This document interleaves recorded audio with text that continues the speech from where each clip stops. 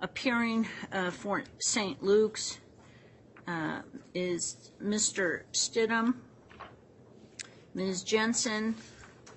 Can you make a record on the other attorneys, please? My memory's not so good. Yes, Your Honor. We also have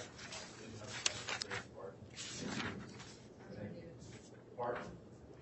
We also have this rep, Your Honor, as General Counsel Christine Hoff of St. Louis. And then upon Martin of Alex Brandy. And then we have two staff members, Rapon Hart, Kendra Vaughn, and Josh Beatty. And then, Your Honor, on this side we have the plaintiffs, Chris Roth, Dr. Erickson, and Tracy Young. Very good. What I'm going to have you do, Mr. Stidham, is once we have the jurors in here, I will have you introduce everyone that is at your tables. And I'm not sure if all individuals intend to be here for every day of the trial. Is that correct? Mr. Vaughn and Mr. Hayden and Mr. Barton will be here every day at counsel. Okay, and General Counsel for St. Luke's may or may not? She will be here. Okay. All right. You have been provided with jury lists. The record should reflect that no defendants are present at this time, and it is 8:35. The court will make a record that it emailed its order allowing participation of the defendants to both an email address to Mr. Bundy as well as an email through eServe to Mr. Rodriguez, and all other parties were provided with a copy of the court's order by mail. So the court finds that the defendants did have notice. This trial has been set for July 10th from before June 6th, when Judge Norton indicated she was not vacating the trial of June 10th. And I indicated early on that I was not vacating the trial of July 10th. There was contact to my clerk this morning by Mr. Rodriguez via an email that indicated, and Mr. Clerk, maybe you could just read that email. I forwarded it to counsel already. And that email should be put in the documents portion of the record.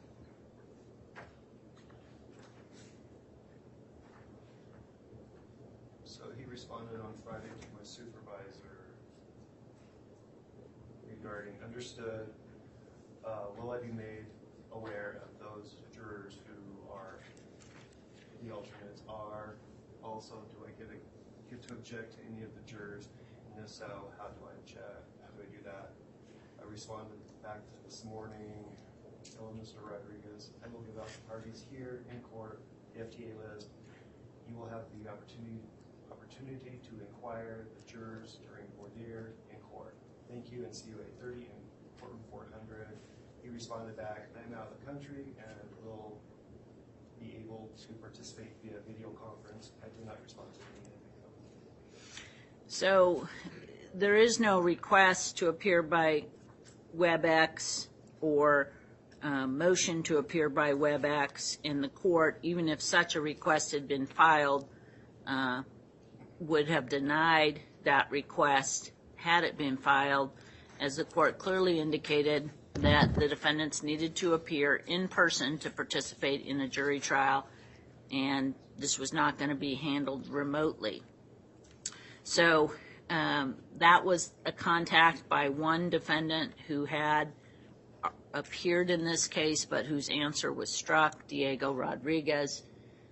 So no representative of representing Mr. Rodriguez or Mr. Rodriguez are present at this time, and the court declines the email request to the extent it was through my clerk to attend and participate via WebEx, but it does confirm by his emails that he did receive the juror list,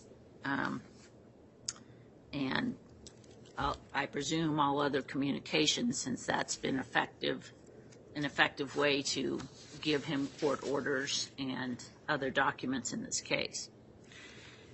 So it appears that none of the defendants have appeared today. Per my order, failure to appear on this first day would be deemed a waiver of the defendant's rights to participate in the civil jury trial regarding default judgment damages. So that appears to have taken place. If they come after today, my response would be that they can observe the proceedings, but they have already waived the right to actively participate by not being here on the first day of trial or participating in jury selection. The clerk has handed me a list of FTAs.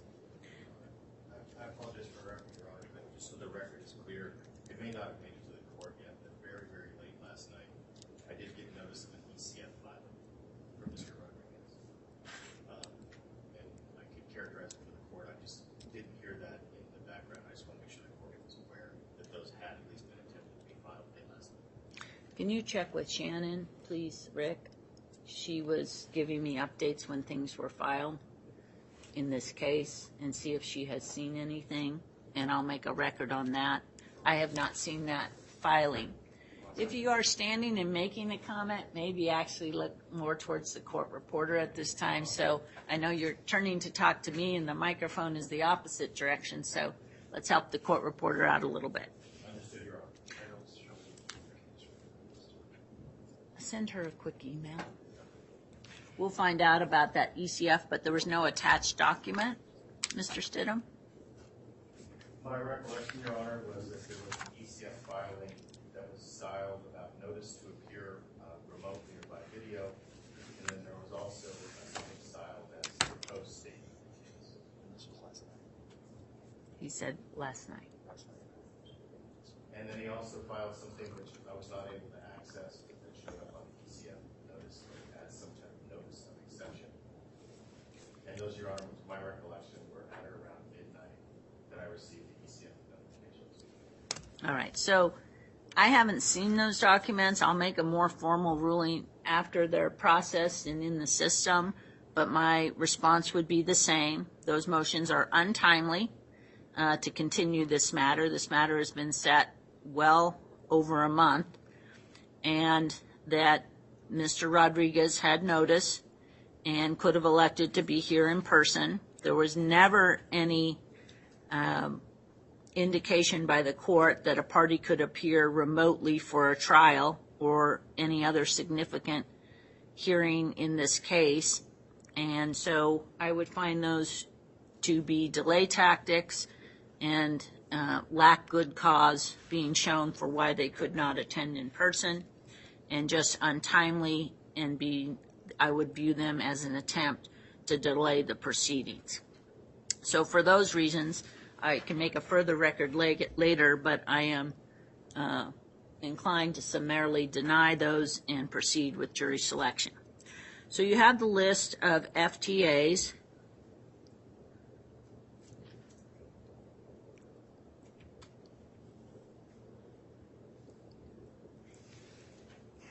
I'm counting 18. So on the scramble list, you should go ahead and cross out those numbers. What will happen is we don't readjust the numbers of everyone else, because that would be way too confusing. Instead, there will just be a gap. So it will go from 6, and then the next year we'll have laminated number 8. So you should go ahead and strike those on your list at this time.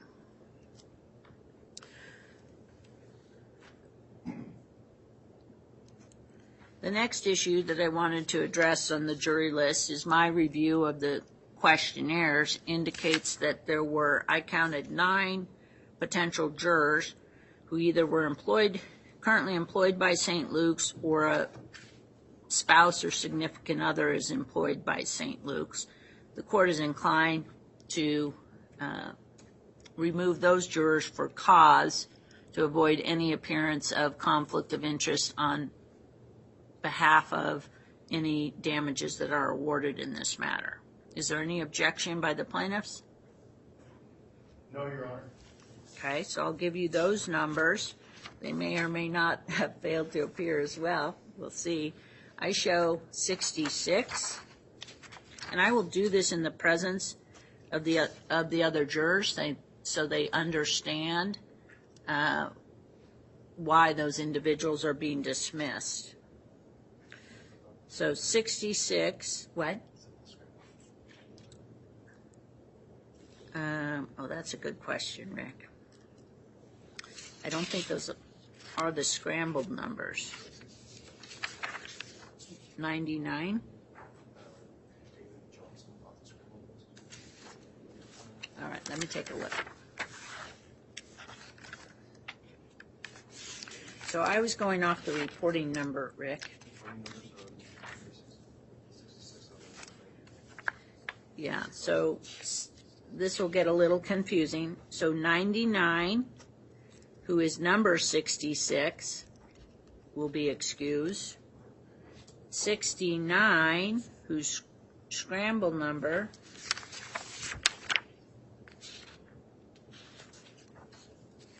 is 46, will be excused.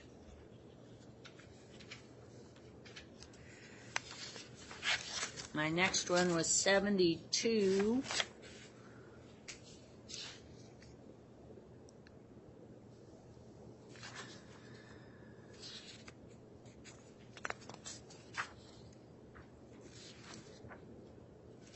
Is 114 on the scramble list, will be excused.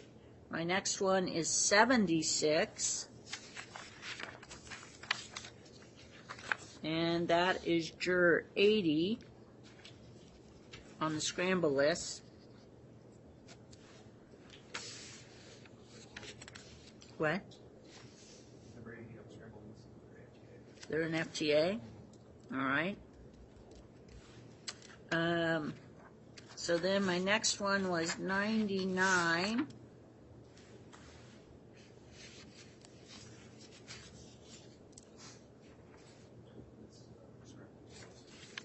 Scramble 106.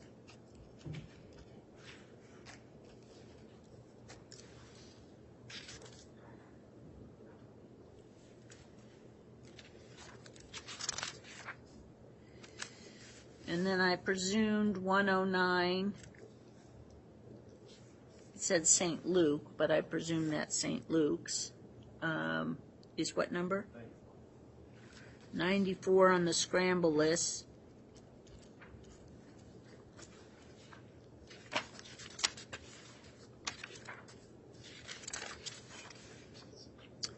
$132.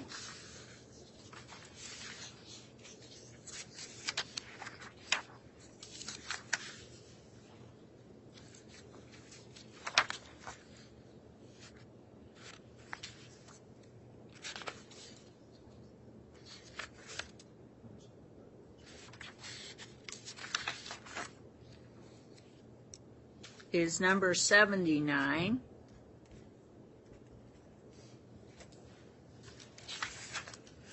$141.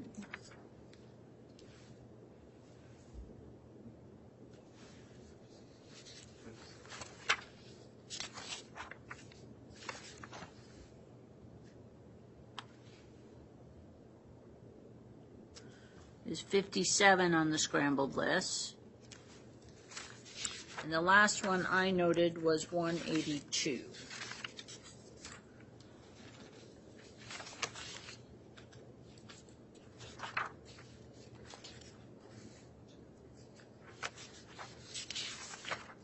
$122 on the scramble list will be excused for cause.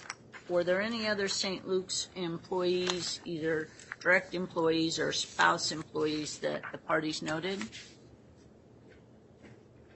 No, Your Honor. Okay. And since the defendants have not appeared, There will be a total of 6 strikes, 4 by the plaintiffs plus 2 extra for alternates. I'm inclined to carry 3 alternates. I generally use an alternate per week. I'm still hopeful that this might move quicker and be done in 2 weeks, but to be safe, we'll seat 3 alternates. The alternates are drawn by random at the end of the jury trial. It's not the last 3 seats. Does that make sense? Okay. The other issue in reviewing the plaintiff's witness list is I thought there possibly could be people who are on that list that may wish to observe the trial, and we hadn't discussed Rule 615. What is counsel's position regarding excluding witnesses? We do not request that the court exclude. We have no problem with witnesses being present. To hear other testimony? Okay. No request under Rule 615 has been made. There would be an exception, of course, for the parties, but you still have no objection. No objection, Your Honor. Okay.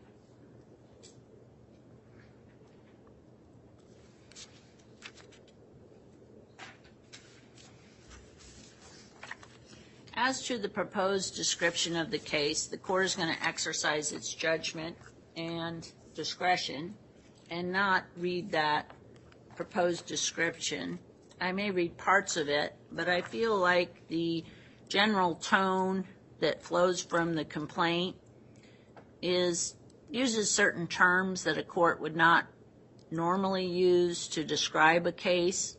And so I'm simply going to inform the jurors that all facts have been deemed admitted. I'm going to tell them the nature of your counts, such as defamation, trespass, intentional infliction. Tell them the nature of the claims that have now been deemed admitted, but I'm not going to use the descriptive language proposed by the plaintiffs, as I find it is just a little too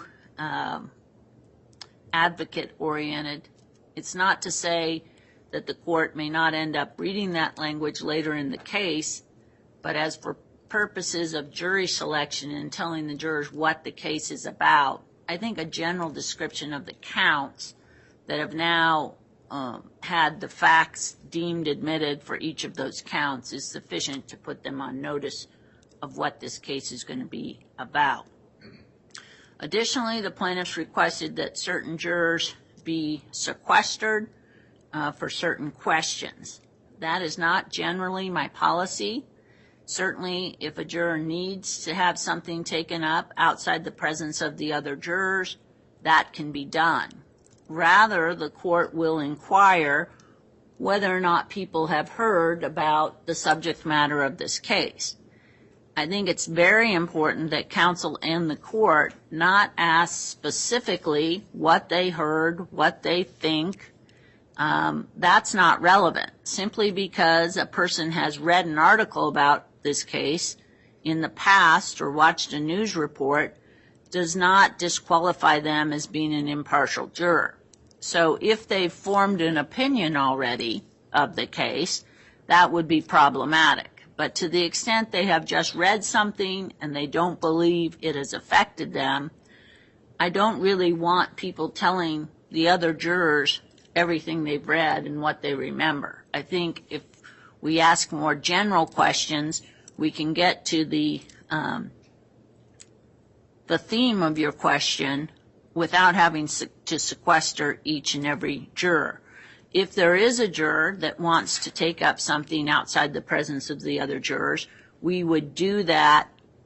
We'd probably take a restroom break mid-morning, and then we would take that up while the other folks are out of the courtroom. So I'm granting in part and denying in part your request to sequester and ask detailed questions of what people have read or know about this case. So I'm going to use a number of your proposed voir dire questions, and then you will be allowed follow up after the court asks the questions. Now, we've thrown out through FTAs, I said 18, I may have counted wrong, another 8 since one of the FTAs was one of the St. Luke's employees. So we've thrown out, if we have approximately 125, I didn't know I was going to be doing so much math today, we've thrown out about 26. So we still have around 99 people that I think we should be able to pick a jury this morning, and we'll go ahead and get started. I would ask Mr. Stidham if you would stipulate on the record that the jury commissioner, they call the person's name when they say their number, and they make sure we have the right people with the right laminated numbers. Do you want us to also do a roll call? Because I try not to mention the jurors' names and reference the jurors by number once they enter the courtroom. No, Your Honor, so long as, and it sounds like this is the case, so long as we'll be able to clearly see what their scramble number is. They'll have a 8 by 11 laminated number. And if you can't see that, you need to go to the eye doctor. And when you ask a question, you need to help the court reporter out, and you need to say, juror 27, blah, blah, blah. I will, and Your Honor, just a note regarding the prior ruling, to make it clear, we are not pursuing one of the claims that's in the complaint, and that's the unfair business practices claim. We're withdrawing that claim. You are withdrawing or dismissing that claim at this time? Yes. And let me see on my notes here. So I reference your claims by count numbers. So that would be, is that your unfair business practices? That is wrong. Okay, so that would be count 6. And, Madam Court Reporter, just so it's clear, we do stipulate that request amendment. Thank you for that.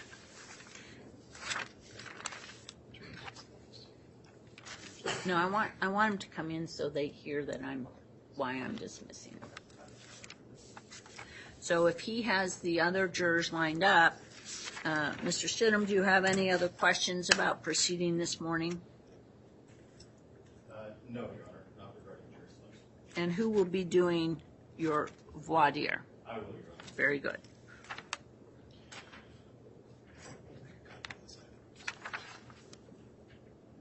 You have to wait?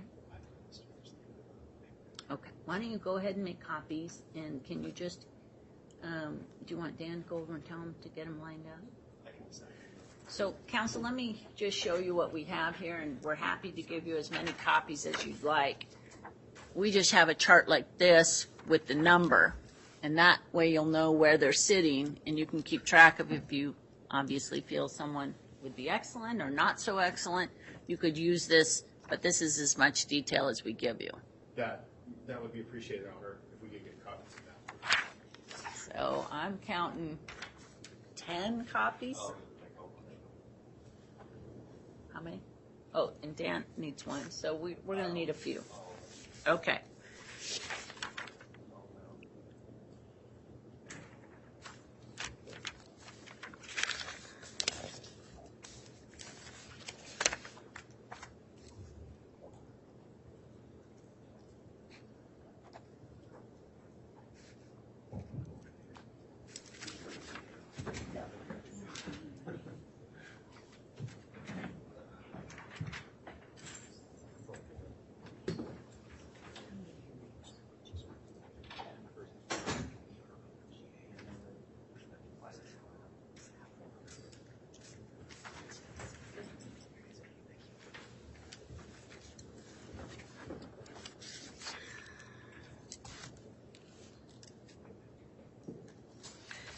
And one last thing, Christy.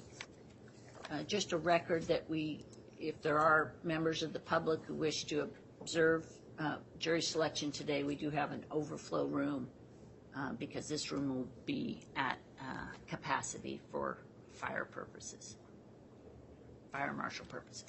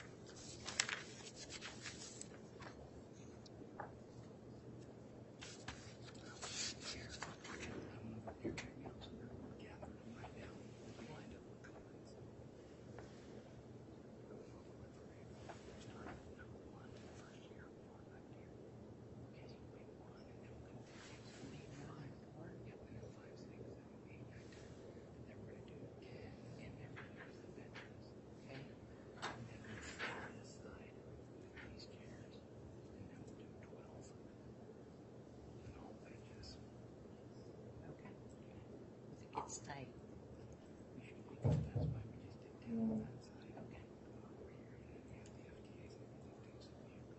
I think we should too.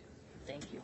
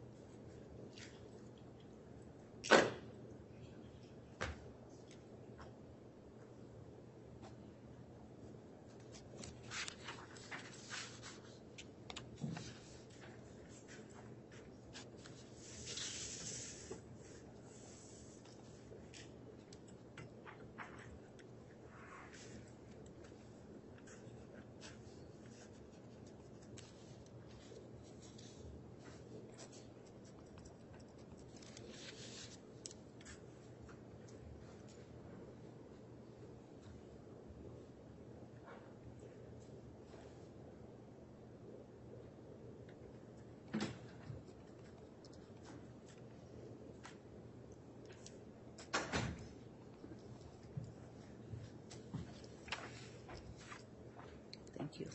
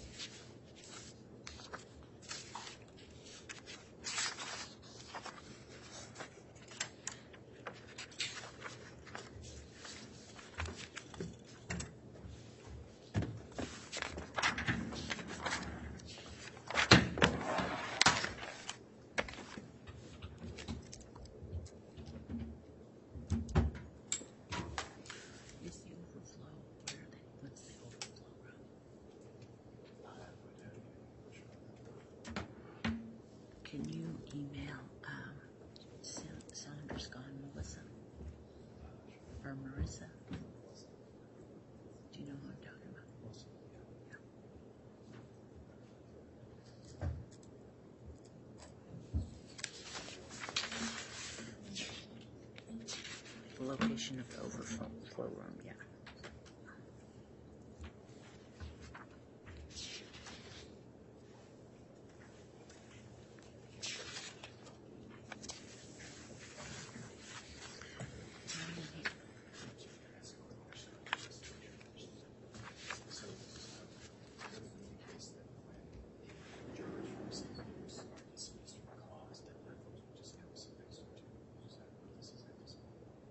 Oh, did you say those people?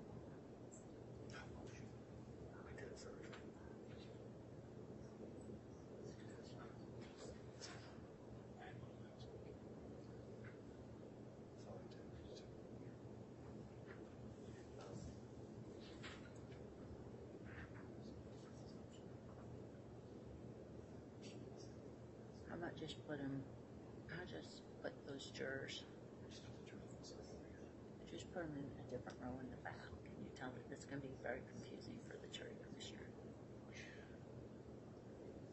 Just have them, bring them in and put them in the back row. Okay. So this is the fucking scrap. No, thanks for that clarification. Do you want to go tell him that? How you doing today, girl? Good. Oh, can I? Get down there. Oh,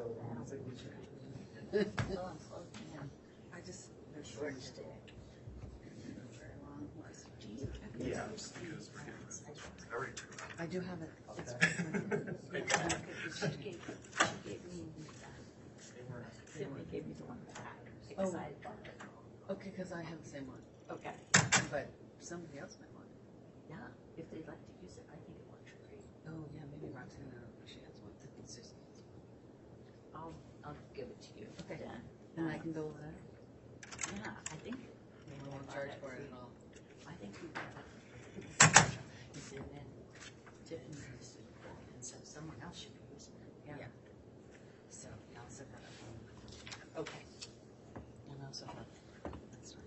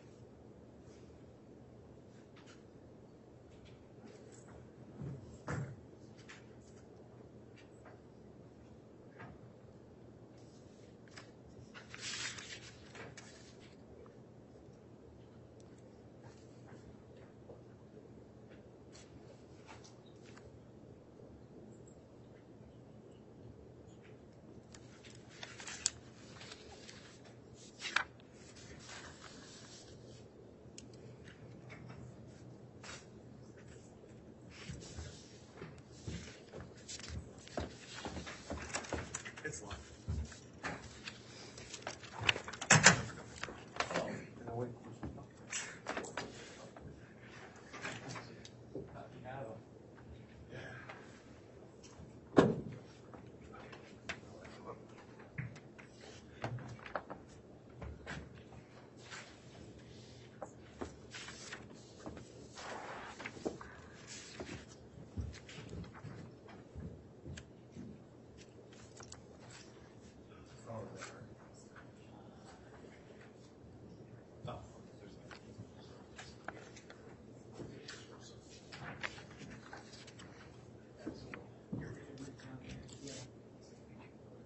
Okay.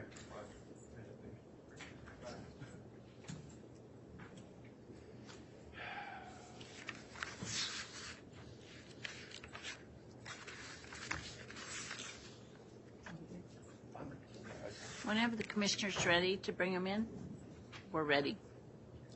Thanks.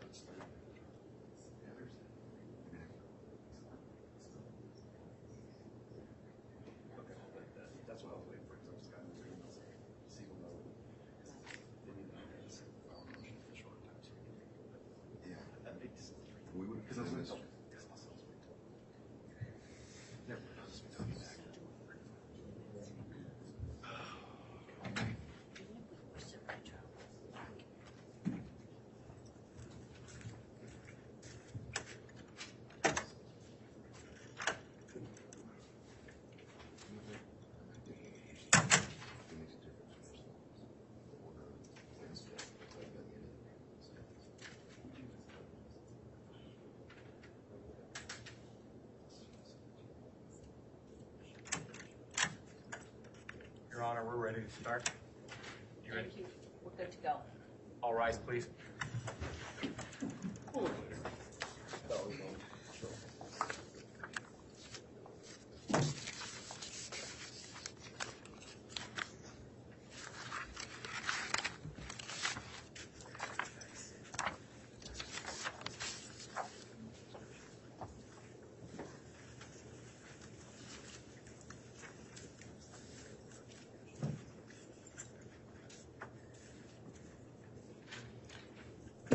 You can go ahead and be seated. Would you mind just putting up your numbers for council to see?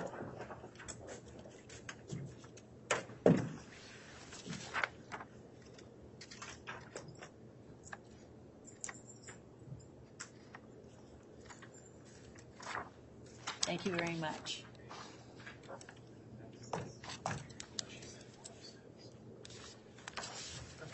Thank you.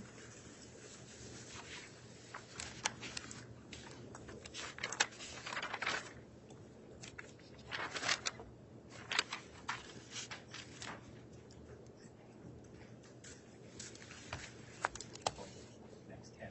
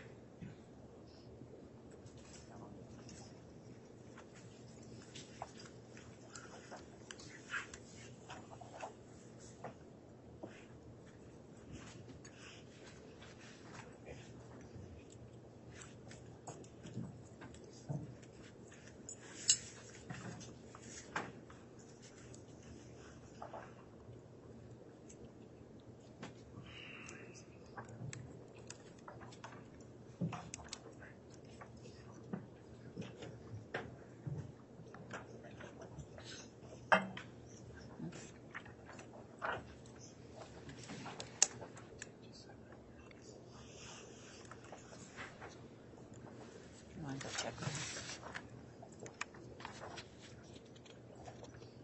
Could the second row of chairs on this side please show me your numbers? That row? Okay, not that row, sorry. The first row on the right side of the courtroom. 109. Who's next to 109?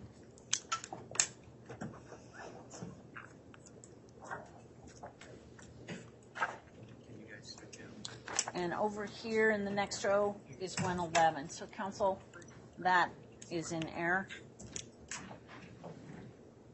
think some of these rows, Your Honor, there's no problem. I think the same situation is land use. You can put your numbers down. Thank you.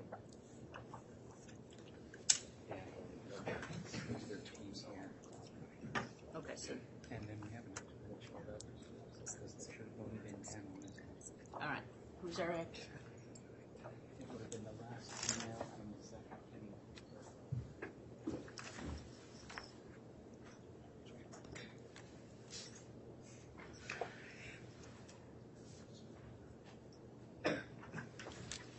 Could you show you number 125? All right. Very good. Please be seated. Well, good morning and welcome to the Ada County Courthouse.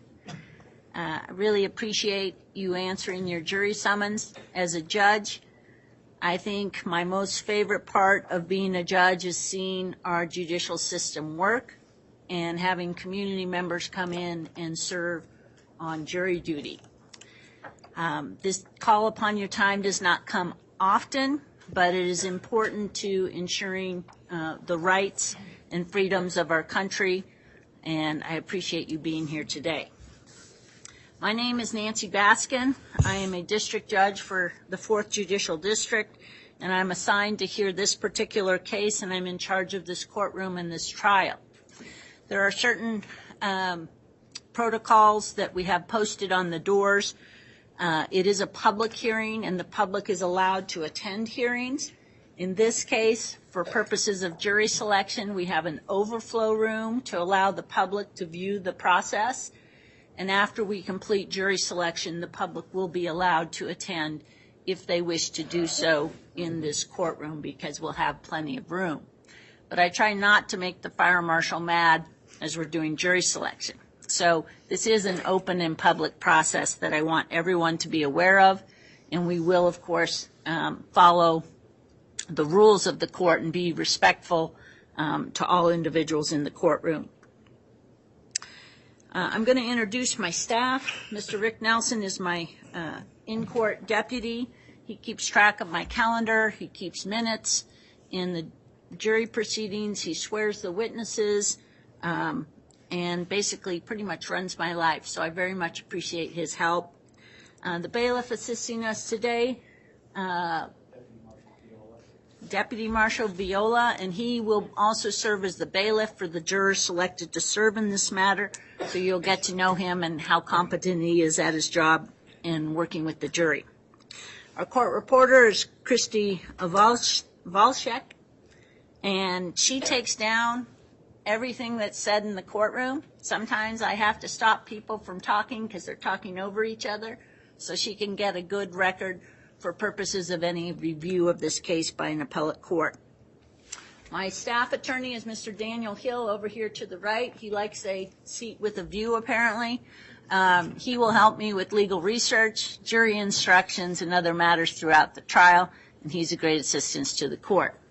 Also helping us out today is Brogan Howard. He is a legal extern with the 4th Judicial District this summer, and he's a law student at the University of Idaho, correct? Welcome. Now I'm going to tell you a little bit about the case and have the people up front introduce themselves. The case that you have been called to potentially serve on is St. Luke's Health System, Ltd., St. Luke's Regional Medical Center, Ltd., Chris Roth, Natasha D. Erickson, MD, Tracy W. Youngman, NP, versus Ammon Bundy for governor, Diego Rodriguez, Freedom Man Press, LLC, Freedom Man PAC, People's Rights Network, in CV 01226789. This case is somewhat unusual as the defendants have elected not to participate in the jury trial. The court, as a matter of law, has entered default against each named defendant in this case. That is unusual, but the plaintiffs have exercised their right to have a jury trial to determine if damages should be awarded in this case. And that is what we need the jurors to serve in this particular case for. I'll discuss the case in a little bit more detail.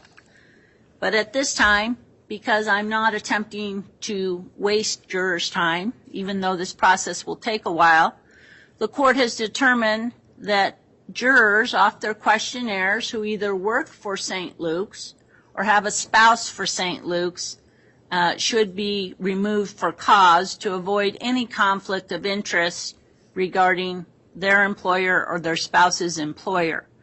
So at this time, the court is going to excuse for good cause, and this is by your scramble numbers, 46, 57, 79, 80, 94, 99, 106, 114, and 122. I believe that's everyone in the back row. You are excused with the thanks of the court. It's just not appropriate for you to serve on this particular case. Have a nice day. Check in with the jury commissioner because you may be called in for another case this week.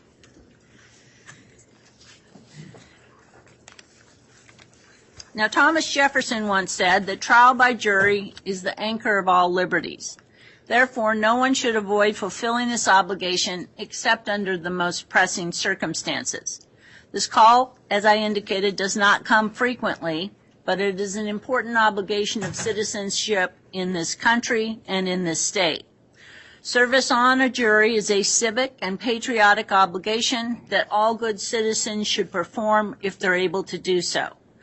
Service on a jury affords you an opportunity to be part of the judicial process by which the legal affairs and liberties of our fellow citizens are determined and, more importantly, protected under our form of government. You have been asked to do one of the most challenging duties of citizenship, that is, to sit in judgment on facts that will determine the outcome of a civil dispute. For many of you, unless you have served in the armed forces of our nation, this may be the highest duty of citizenship you will ever perform. Each of you has been initially qualified to serve as a juror in this case. The first thing we will do is we will pick a jury that will be 12 persons, and I'm also going to seat 3 alternates in this case. We never know what can happen, a family emergency, an illness, and so it's typical that we carry alternates. I am going to talk about hardship and the length of this trial, and I want you'll be put under oath that you will be answering honestly the court's questions, not to try and get out of jury duty, but to help us select 15 impartial jurors that are willing to serve and decide the important questions before them. So a party who brings this lawsuit, brings a civil lawsuit, is called the plaintiff. And the plaintiffs in this action, as I indicated, are St. Luke's and certain individuals who work for St. Luke's. At this time, I'm going to have lead counsel on this case, Mr. Eric Stidham, identify the persons sitting up front and associated with the plaintiffs. Mr. Stidham? Thank you, Your Honor. My name is Eric Stedham, and I represent St. Luke's and plaintiffs. And I just asked my colleagues this morning to stand up when I show numbers because at the far end of the table is Chris Roth. He's the CEO and president of the St. Louis Health System. Next to him is Dr. Natasha Erickson. She's a pediatric hospitalist at St. Louis. And the last individual client is Ms. Tracy Youngman. She's a nurse practitioner at St. Louis. Next to her is David Barton. He's a lawyer who works in-house for St. Louis. This is Josh Havey. He's a colleague and staff member at Holland Park. He works with us.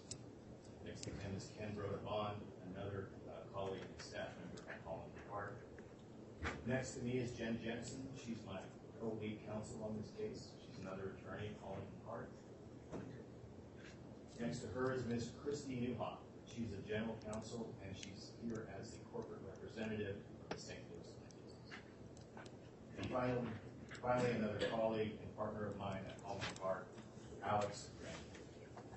Thank you, Your Honor. Thank you very much. Now, there are a number of people up here, but only one lawyer will speak for the plaintiffs at any given time. And during voir dire, it will be Mr. Stidham asking questions on the plaintiff's behalf. Now, the party against whom the lawsuit is brought is called the defendant. The defendants in this action, as I indicated, are Ammon Bundy, an individual, Ammon Bundy for governor, a political organization, Diego Rodriguez, an individual, Freedom Man Press, LLC, a limited liability company, Freedom Man PAC, a registered political action committee, and People's Rights Network, a political organization and an unincorporated association. As I've indicated, none of those defendants are present, although they were advised that even though they were defaulted, they were allowed to participate in this process, and they've elected not to appear. So this case is a civil matter, which means no one is accused of a crime. Rather, this case involves civil causes of action. The plaintiffs, in their fourth amended complaint, have raised 7 causes of action to be before this court and for the jurors selected to determine if damages, if any, are appropriate for those causes of action. In count 1, all plaintiffs against all defendants have raised a claim of defamation, either by libel or slander. Count 2,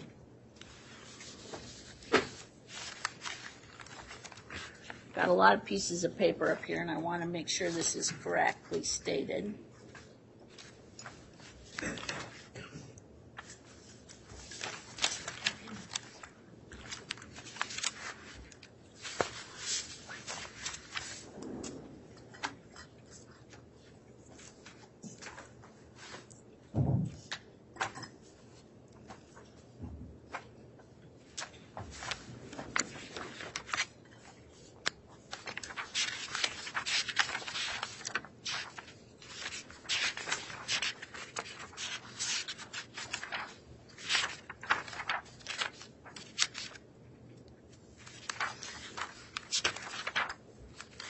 Count 2, the plaintiffs bring a cause of action for invasion of privacy. This is brought by Mr. Roth, Dr. Erickson, and nurse practitioner Youngman against all defendants. Count 3, the cause of action is intentional infliction of emotional distress. This claim is brought by Mr. Roth, Dr. Erickson, and nurse practitioner Youngman against all defendants. Count 4 is trespass. St. Luke's, and maybe you could help me, Mr. Stidham, St. Luke's, the 2 St. Luke's. Can you explain the difference? The difference between the St. Luke's parties is really just one corporate organization.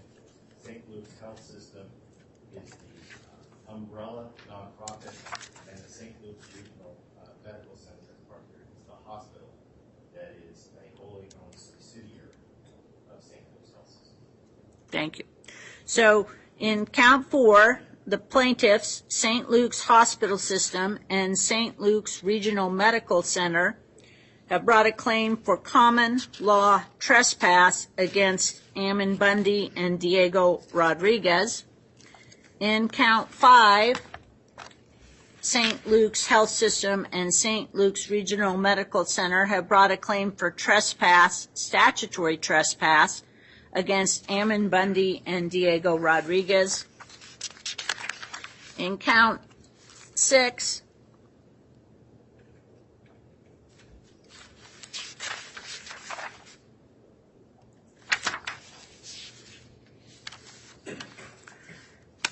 Mr. Stidham, could you approach? So we said it was count 7 you were dismissing, but I've got count 6.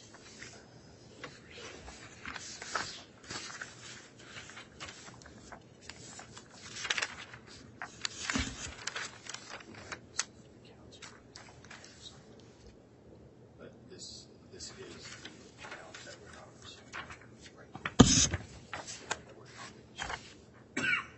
All right. Count 6 has been dismissed by the plaintiffs.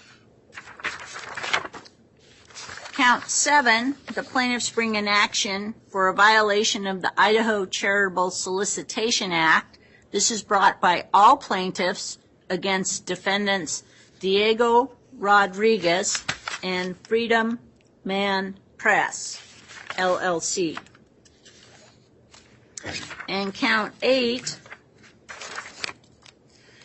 the plaintiffs bring an action for civil conspiracy to commit defamation, invasion of privacy, intentional infliction of emotional distress, trespass, and wrongful charitable solicitations. This claim is brought by all plaintiffs against all defendants. So that is the nature of the claims that the plaintiffs have brought, and as a matter of law, all facts have been deemed admitted regarding liability or proving those causes of action.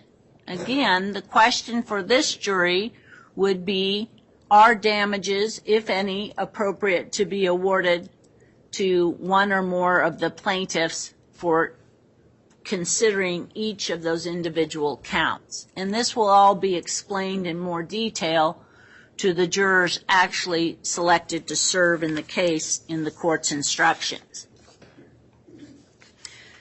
Now, in this case, you are called jurors, but you are actually more like judges, because you will, in this case, determine the facts relevant to deciding the appropriate amount of damages, if any, to be awarded to the plaintiffs. In applying the court's instructions as to the controlling law, you must follow the instructions regardless of your opinion of what the law should be, or what the law is, or what any lawyer may state the law to be. You all need to be willing to follow the law as given by the court. During the course of this trial, including jury selection, you are instructed that you are not to discuss this case among yourselves or with anyone else, including any use of email, text messaging, tweeting, blogging, electronic bulletin boards, or any other form of communication, electronic or otherwise. Do not conduct any personal investigation or look up any information from any source, including the internet, and do not form an opinion as to the merits of this case until after the case has been submitted to those jurors selected to serve.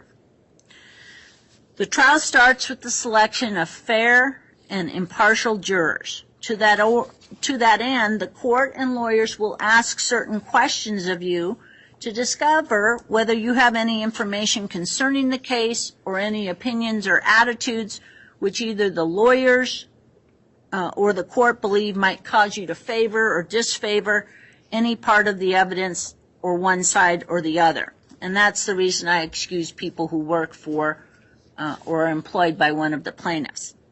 The questions could probe deeply into your attitudes or beliefs or experiences, but they are not intended to embarrass you or to bring up areas that are so personal or sensitive you don't want to discuss in front of a large group. If you do not hear or understand a question, raise your number and I'll repeat the question so everyone can hear it. If anyone has any difficulty hearing, we have some hearing devices that are available. At this time, is there anyone who might request a hearing device? Seeing none. We also, I forgot to mention at the beginning, since we have a number of people in this courtroom, we do have masks available. If anyone would like a mask, you could raise your hand and the deputy will bring you a mask. Would anyone like a mask? Seeing none. Now, if there is a question that you feel is sensitive or something that you wouldn't like to discuss in front of the whole group, then we will take that matter up before we have a restroom break outside the presence of the other jurors. Additionally, it's very important as we ask you questions this morning that you not go into such detail that your comments might prejudice other jurors. So I might stop you if I think you're going into something we don't need to know, but that you've created a basis that there may be a conflict of interest or this may not be the appropriate case for you. So be careful of how you phrase things, and I'll try and help guide you on that as well. Now, at this time, the clerk is going to swear the panel. If you could just raise your right hand, you don't need to stand up and take the oath. Do each of you solemnly swear or affirm that you will answer the questions of court counsel, touching upon the qualifications to sit as trial jurors on the cause now before you? Thank you. Did anyone fail to take the oath? Seeing none. Now, we've used the term voir dire, and I think I was on jury duty last summer and not selected, but I came in for my jury duty, and I watched the video, so I know it talks about the term voir dire on the video. Voir dire is simply an old French term which means to tell the truth. But it's simply for the purpose of determining whether this would be an appropriate case for you to serve on. Whenever you need to answer a question, we'll have you raise your number. We're not going to try to refer to you by your last name to protect your privacy. And wait for the person to ask the question before you give your answer. And I'm confident counsel will generally not go over what the court has already gone over, but counsel does have a right for follow-up questions, okay? Now, you should be aware during this process, just like I removed those certain jurors for cause, that some of you may be removed for cause. Do not take this personally, as we're simply trying to pick an appropriate juror for this particular case.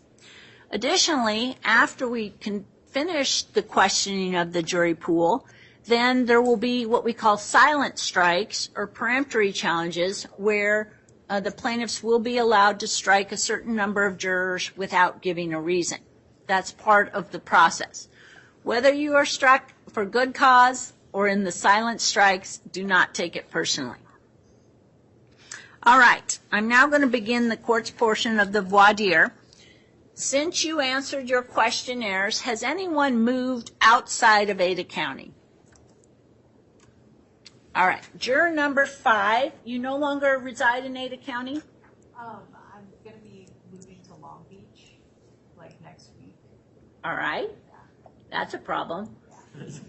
All right, counsel, Mr. Stidham, would you stipulate this case is going to go into next week, and we would not be conducting court in Long Beach as much as we'd like to be there with you. Mr. Stidham. We would stipulate, Your Honor. All right, juror 5 is excused for cause. Thank you for answering your summons. I'd like to say good luck packing, but I hope you have a safe move. Thank you. Okay.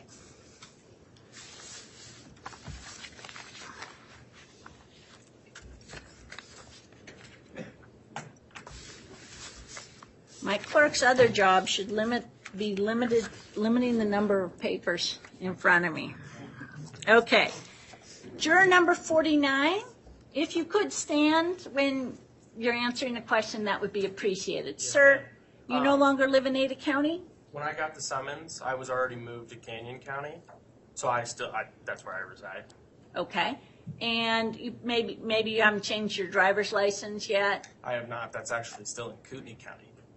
Okay, well, that's some interesting information. Well, I would encourage you to get your license to reflect your current address, but based on your answer that you no longer reside in Ada County, I'm going to excuse 49? Yes, ma'am. 49 is excused. Any objection, Mr. Sidham? No objection, Your Honor. Thank you very much. Anyone else who has moved outside of Ada County? Juror 31. This is a ways off, but I don't know how long this will take. But I'm moving to Virginia in August.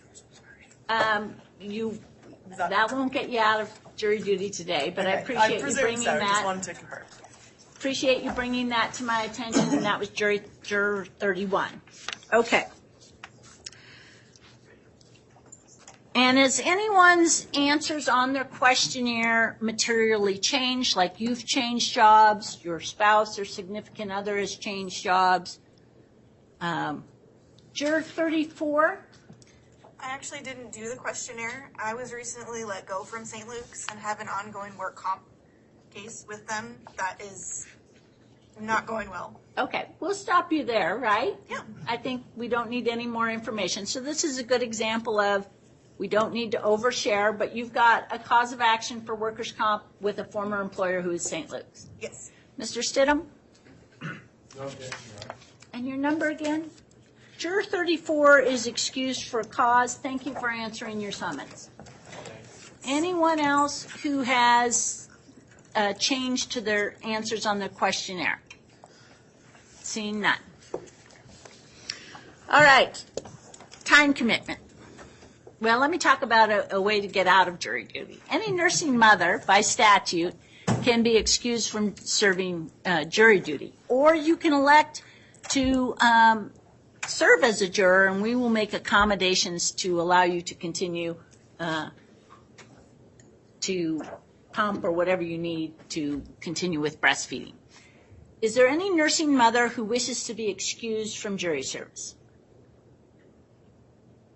Seeing none. The other reason you can be excused from jury service is if you are 70 or over. Does anyone wish to be excused from jury service for being 70 or and over? Well, you were pretty quick with getting that number up, number 3. Sir, is your age 70 or over? 75. And do you wish to be excused? Yes. All right. You can, next time, you can answer that when you return the questionnaire, and you can be excused more easily. But I appreciate you showing up today and being willing to serve. But juror number 3 is excused by his choice based on his age. Thank you. Anyone else? Seeing none. All right. The length of this matter. The court has other duties. I have a criminal day that I hold every Wednesday. I'm also presiding over a drug court. And so we are going to go 3.5 days a week on this case. Today it is my hope that we can get the jury selected by noon, and then we will break for the day. Then we will go all day Tuesday, skip Wednesday, Thursday, and Friday. We're going to go this week, the week of July 10th. We're going to go potentially July 17th, most likely every day, those 3 days of July 17th. And it's possible that it could go into the week of July 24th, again for 3.5 days. Now, I understand that some people, this could create a financial hardship, depending on your employer's policies or non-policies, depending on vacations, depending on medical conditions you may have. So I'm going to kind of take these as a group. I'm not trying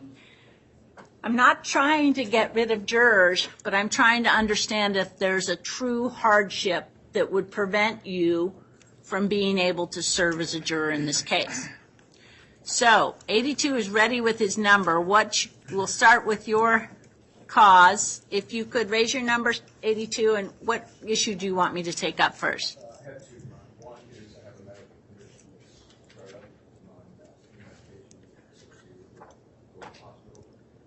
The other is I'm a retired police officer from Las Vegas, and hopefully that will be partial on this matter. Okay.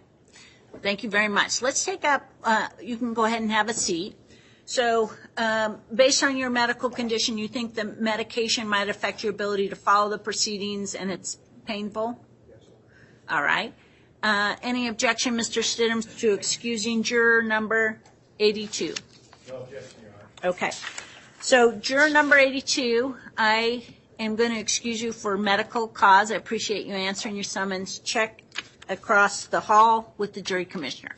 So I'm taking up right now medical conditions.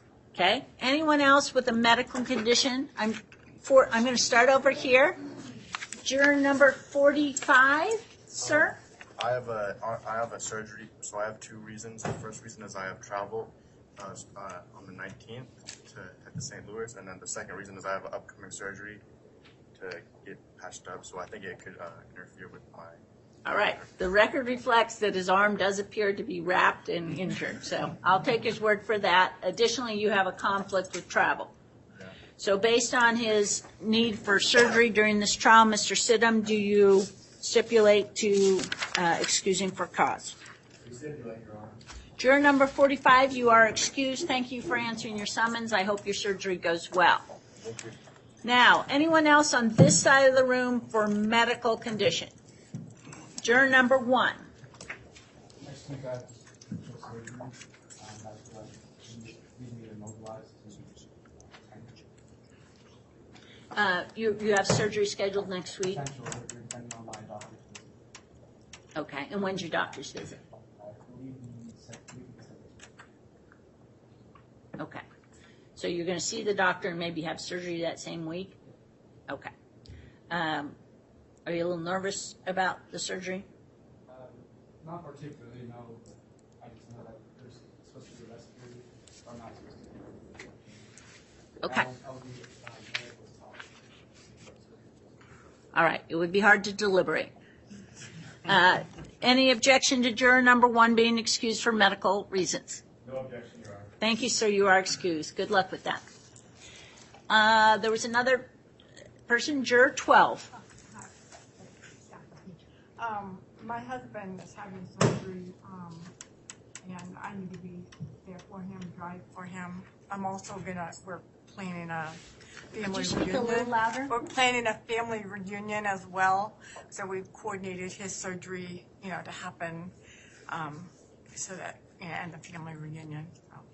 All right. So family reunions don't always get you out of it, serving jury duty, unless you had pre-planned to go out of state and tickets paid for and all. It is out of state, and I'm the coordinator of the whole thing, and I is my timeshare. So if I don't go, it means 20 of my family doesn't go. So Okay. Well, that sounds like an issue for sure, but I'm going to excuse you for medical reasons needing to assist your husband. Any objection by the plaintiffs? No objection, Your Honor. Juror 12, you are excused. Have a wonderful family reunion as well. Hope things go well with your husband. thank you. All right. Juror 41. I'm a double bypass survivor. I do have an ablation scheduled next week on Tuesday, so follow-up procedure. Probably shouldn't miss that if I can avoid it. You convinced me after the first indication of your medical condition, and I appreciate you sharing that. But I know how difficult it is to get that surgery, having a friend with a similar condition, so we definitely don't want to miss your appointment. Any objection to excusing juror 41? No objection, Your Honor. Thank you, sir. Good luck to you. Anyone else on this side? Medical reasons. This side, medical reasons, 72. I have extreme vertigo. Also, sitting here, sitting in the chair, I get really dizzy. I also have asthma, and when I sit for a long period of time, my legs kind of go down, and it's hard for me to walk. Understood. It would just be very hard on you to serve. It would be very hard. All right. Any objection to excusing juror 72 for medical reasons? No objection. Thank you, ma'am. You are excused.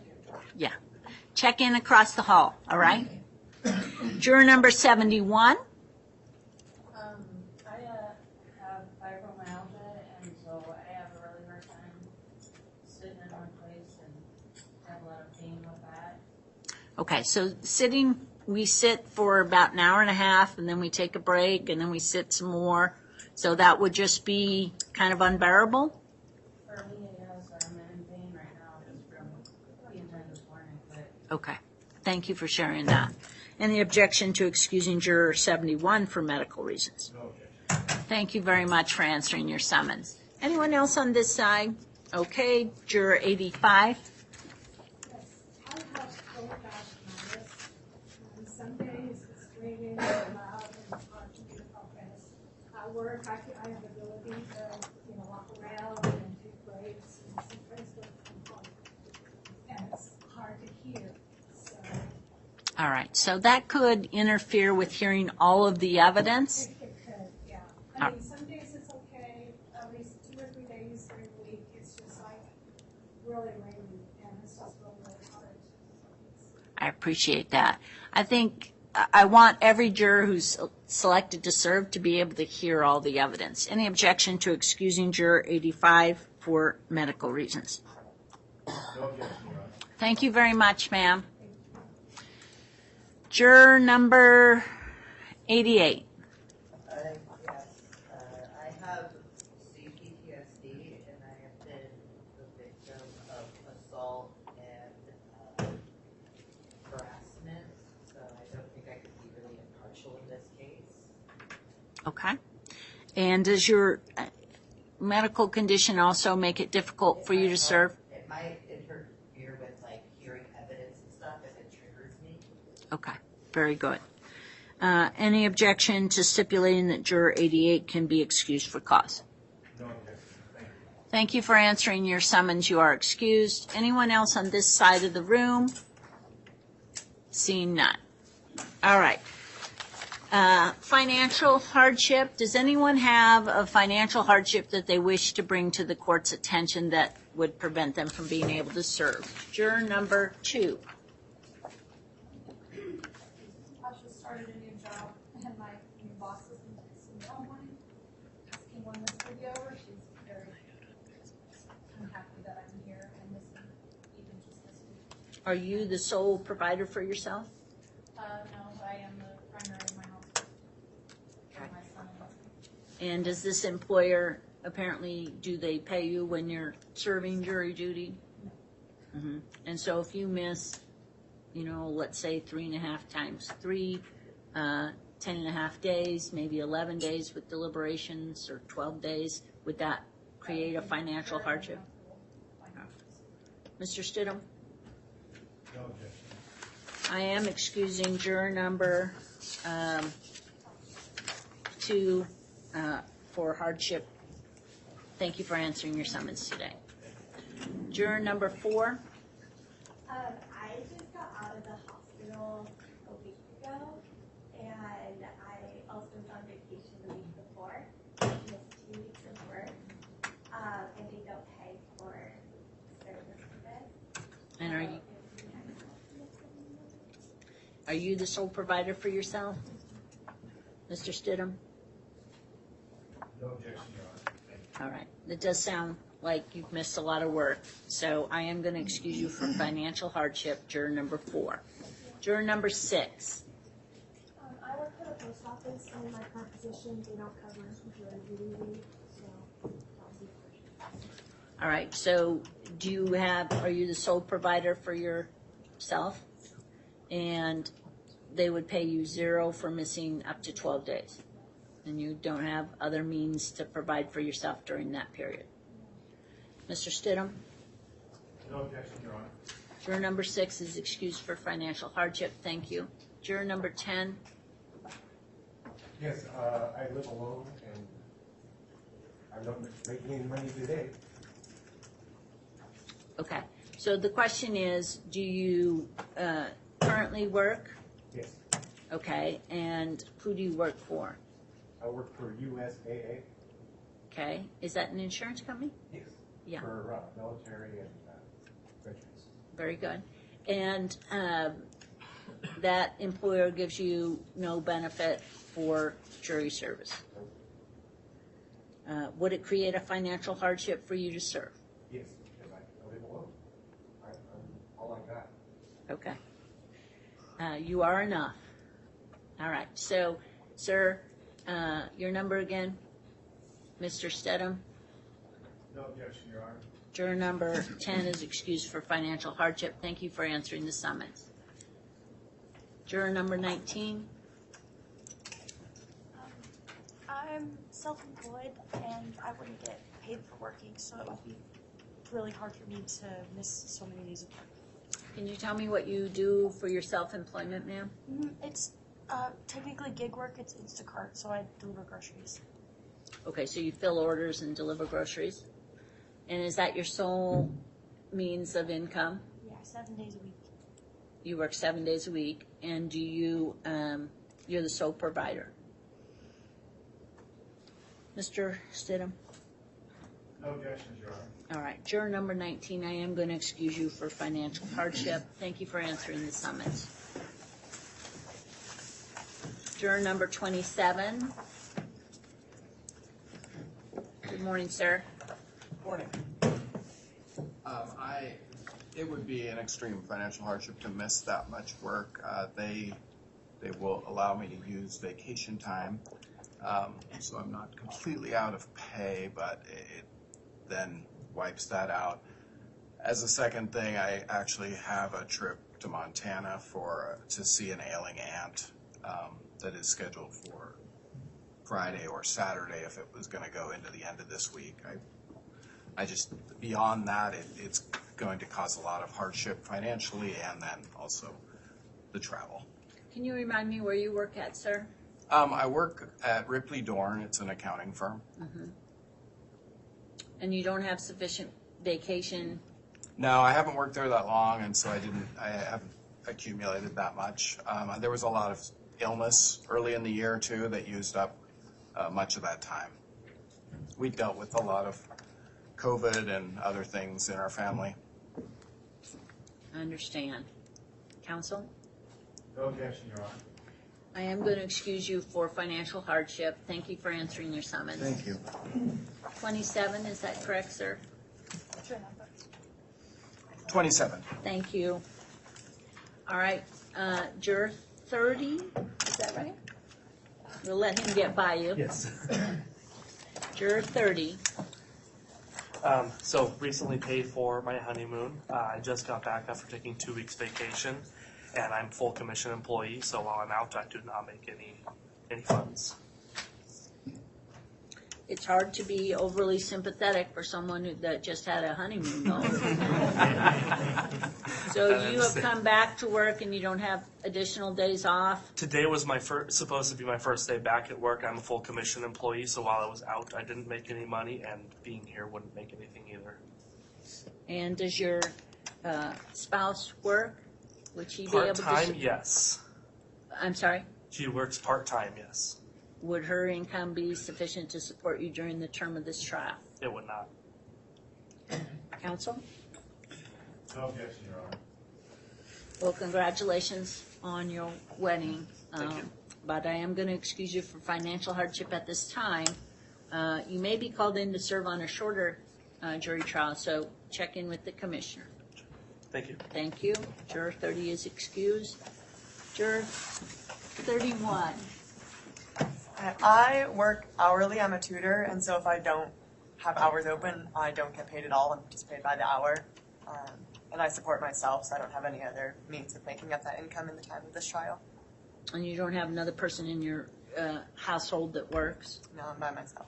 And how many hours a week do you work as a tutor? Typically 20 to 30. Okay. And there's no one else that could cover the tutoring? It's like personal? No, it's just personal, one-on-one. Mm-hmm. What kind of tutoring is it? I tutor math to students and also English to students in Korea. Mr. Stedham? No objection, Your Honor. I am going to excuse you for financial hardship. You could be called on a shorter case. Thank you. Thank you. Juror 31 is excused. Anyone else on this side? Juror number 60. Just about 2 weeks ago, I got a divorce, and literally have my house up for sale as we speak. By next week, it should be up for sale. I have to lose my home because I can't pay the bills. I can't afford to even be there. And just found out last night my ex, he's been on unemployment, and so he hasn't been able to help me with anything. I'm basically trying to do it all myself, which is why I'm losing my home. And just found out last night he's got 1 more week left of unemployment. So I'm trying to just pay the bills by myself and do everything. So I cannot, I have to work. I have to be at work. Understood.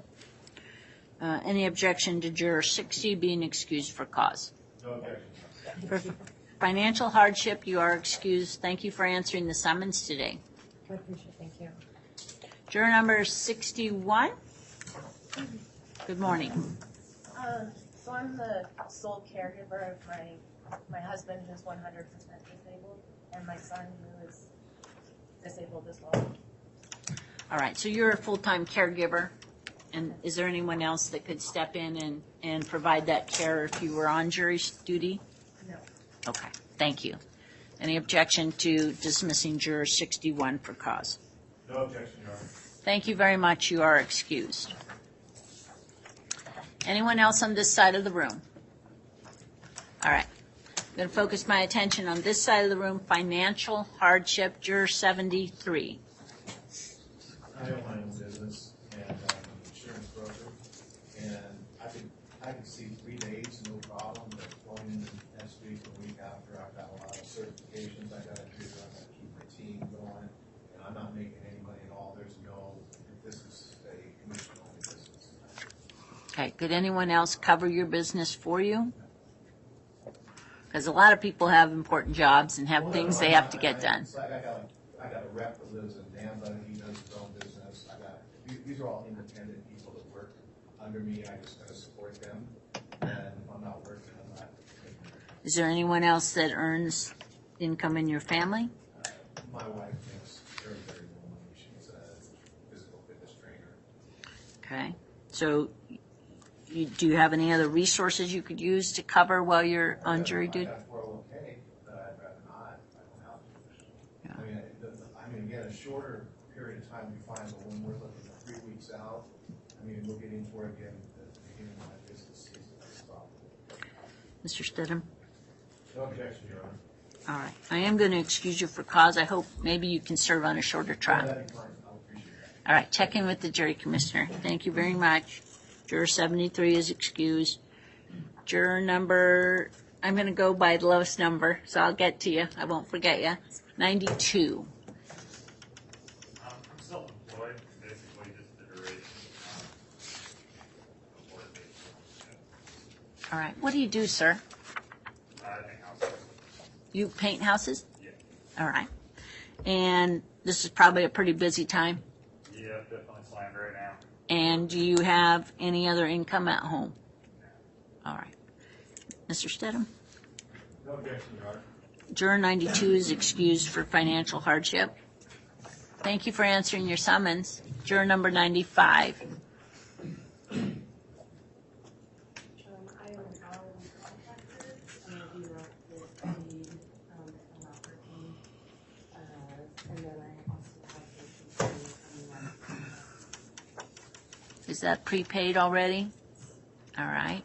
And tell me what kind of contractor you are? Software developer. Software developer. And when is your vacation scheduled? It is the first day of the 21st. I can't remember the date exactly through that weekend. Thank you. Any objection to excusing juror 95 for financial hardship and pre-planned vacation? No objection, Your Honor. Thank you. You are excused. Check in with the commissioner, please.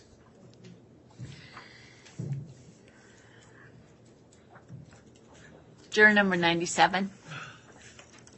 Yes, ma'am. I'm a self-employed contractor, and I have a wife and 2 small boys at home, and my wife does not work. And what kind of contracting do you do, sir? General contracting. All right. And do you have savings that could cover, or you have to be on the I job was in a car site? accident 2.5 years ago that still is not settled. And so I used up a majority of my savings during that time. Okay. So you're the sole provider for your family. I am. And you're the general contractor? Yes. Okay. Mr. Stedham? No objection, Your Honor. Juror number 95 is, 97 is excused for financial hardship. Thank you for answering the summons.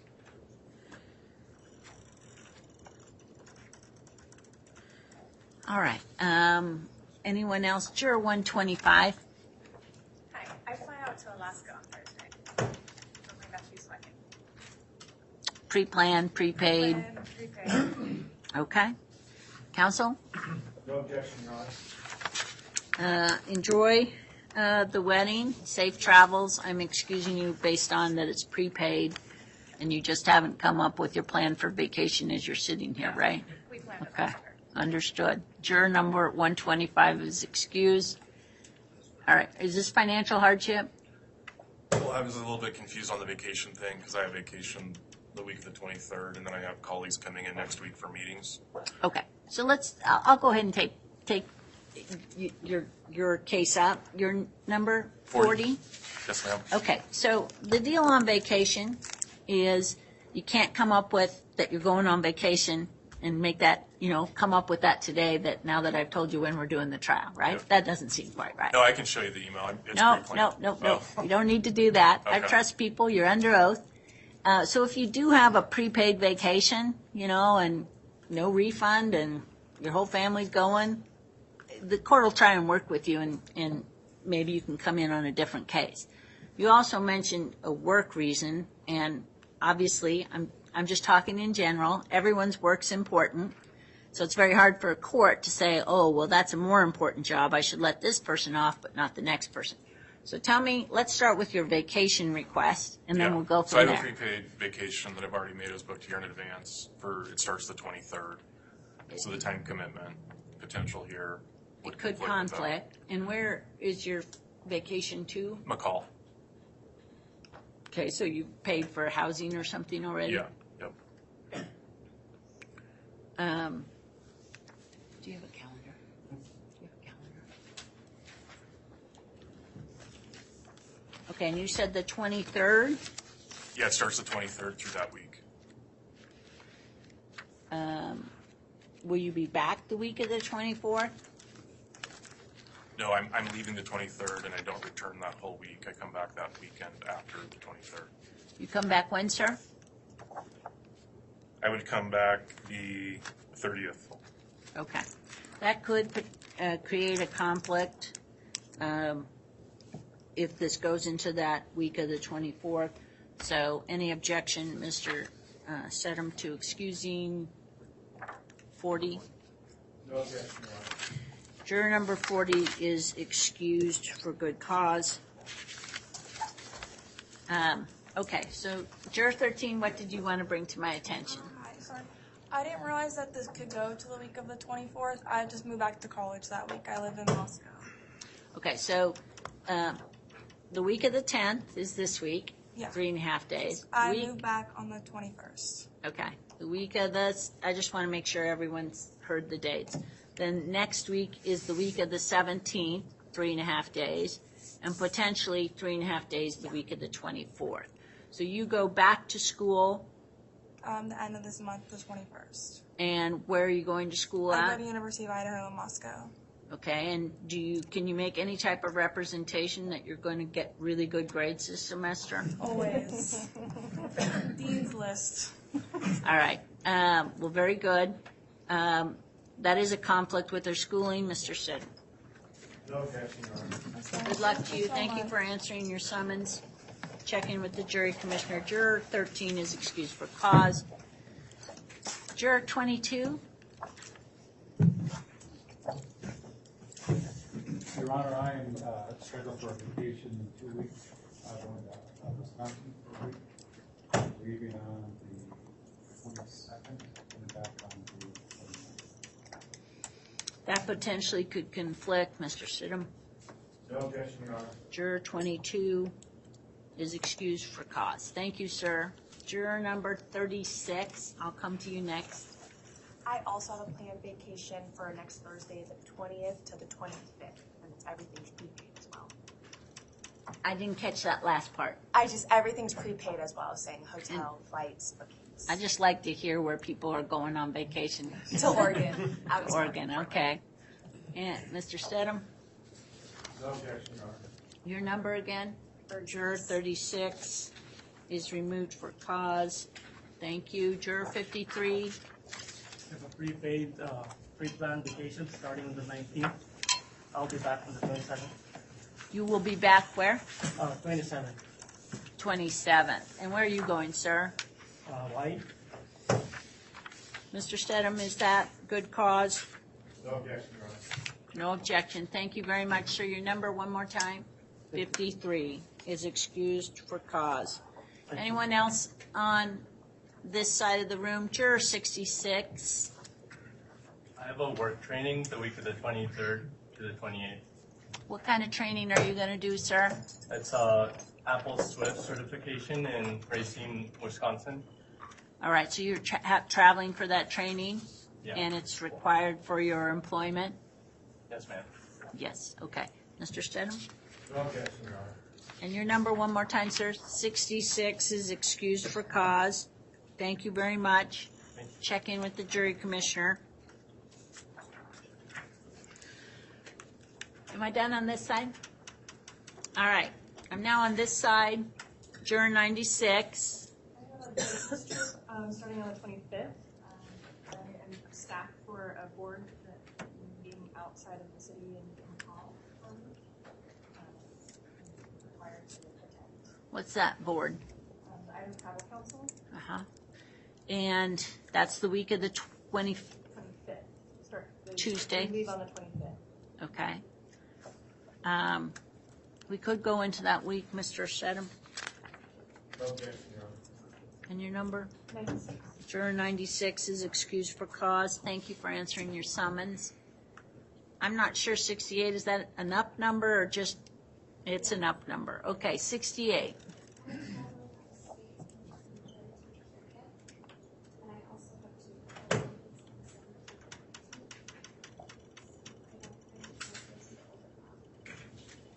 Okay, those could potentially conflict, and obviously we have a lot of people while this trial's going, so I understand how important appointments are and how hard they are to get.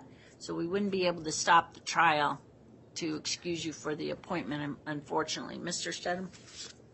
No objection. Juror 68 is, I'm going to excuse her for medical reasons and travel. Thank you. Anyone else in this first row? Okay, second row. I get confused. Third row. Okay, 100. Which one? Your Honor, I will be leaving to Arizona the last week of July to the first week of August, 40 hours at a station, and they do not Okay, so you have plans at the end of the month. That shouldn't conflict. And then, are you a sole provider?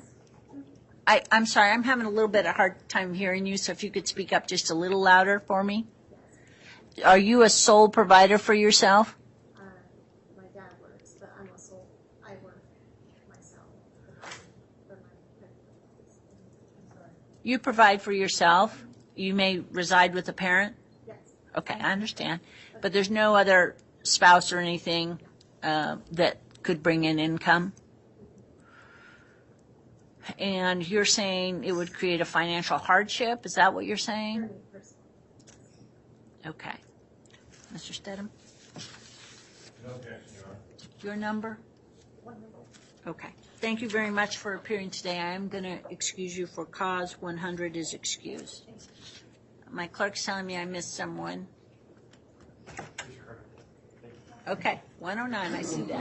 109. I have a family trip to California planned for the 17th. Prepaid. Okay. Mr. Stedham? No objection, Your Honor. Juror 109 is excused for cause. Thank you very much. Juror 110, that was a slow number coming up. I'm not sure if you're all in or not. I contact my brother in Puget, California. He's 80 years old. He can't travel alone on Saturday. And I don't want to know I don't have the exact date coming back because his daughter watches him. She's sick. And I think I'm going to be back Tuesday or Wednesday. It depends on when she's out of town and when she comes back. Didn't really know this was all happening. The city's all been paid for to get back. He was visiting here. Okay. And, I got to go back. We got to get travel on and all. It's a whole lot of All right, I appreciate that, and it sounds like you're a good brother. Tell me when this trip is again that you're taking him back. Fly Saturday. This Saturday fly out, and I think she's going to be back on Monday or Tuesday, but I don't know for sure because she's not in town. I don't know what the deal is.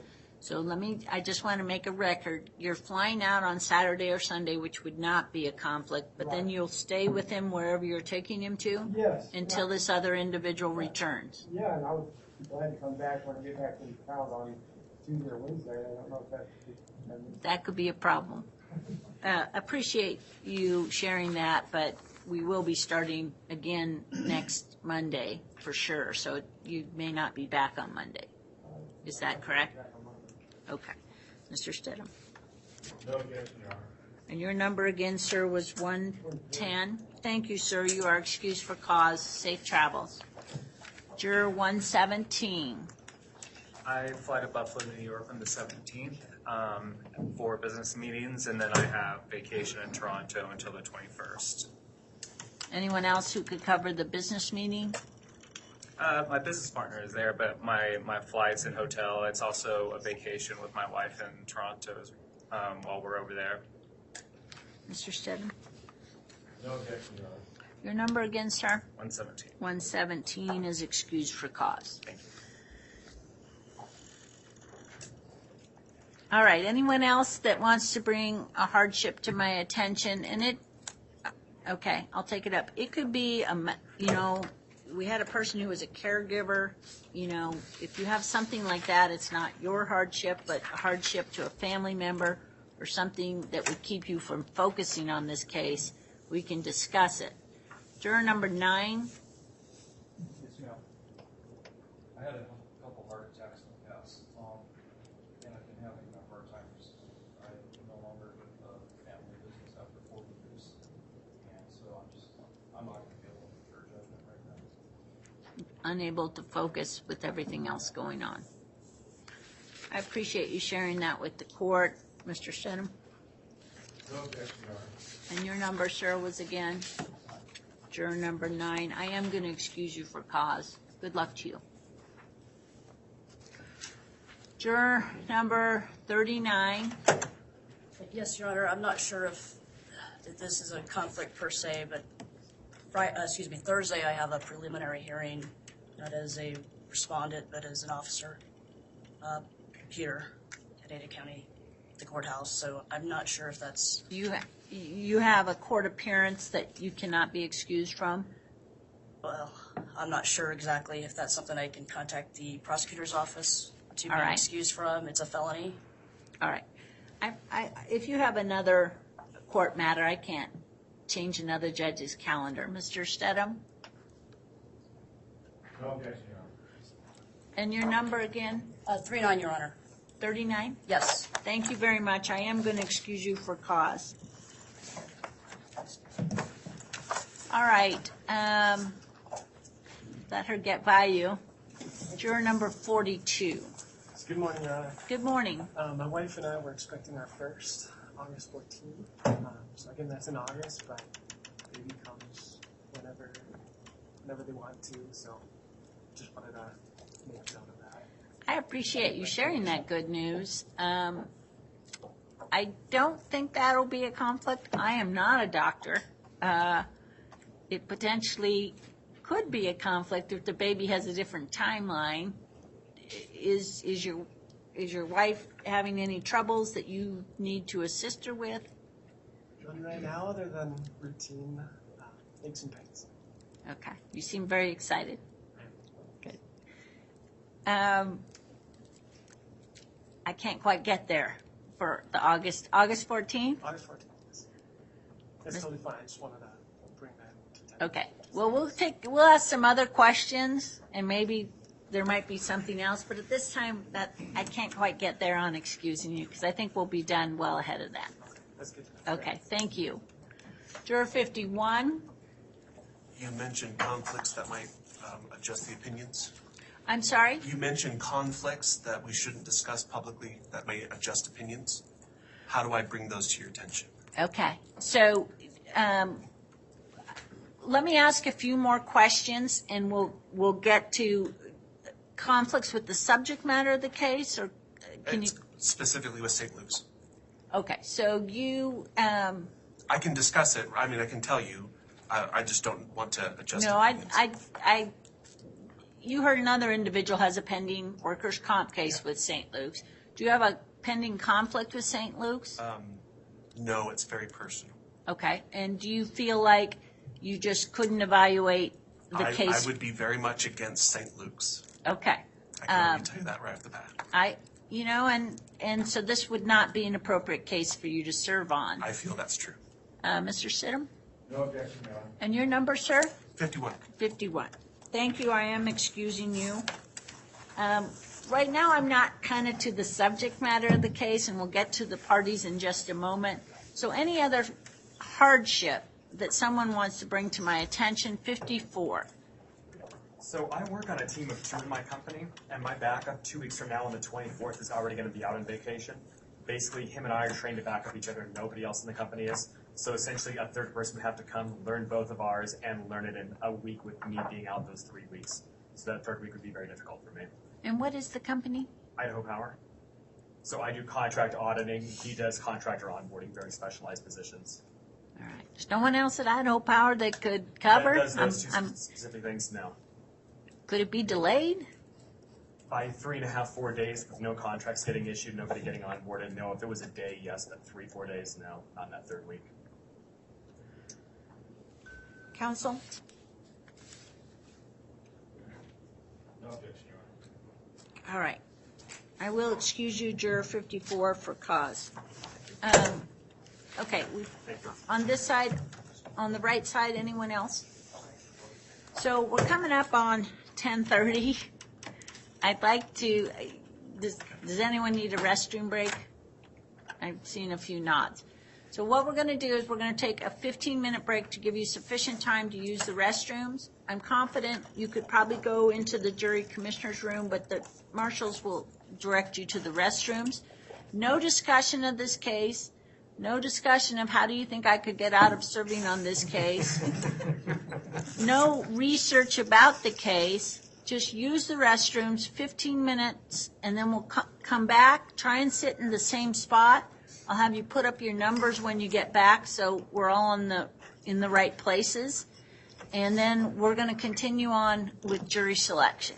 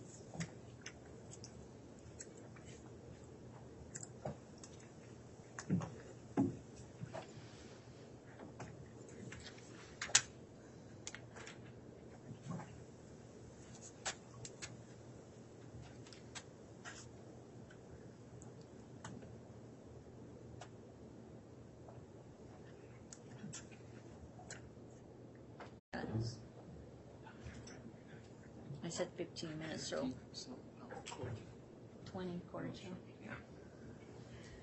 So I'm going to request that you go out to the right downstairs and use the restrooms on the 3rd floor if you need to use the restrooms. And obviously, we have struck a number of people. If I didn't make this clear before, I apologize. So when you exercise your strikes, Mr. Stedham, it will be the first 21 people that are left are the jury. Does that make sense to you? It does. So, I mean, that would include the That includes the alternates. So that's the strike zone, as I call it. Okay, we'll continue on, and hopefully we can get this jury picked by noon. If I need to start drug court a little bit late, am I in here? We'll find out if I'm in a different courtroom for that. But I can go a little bit past noon, but not a lot past noon. All right. Then we'll be in recess for, you guys only get 10 minutes.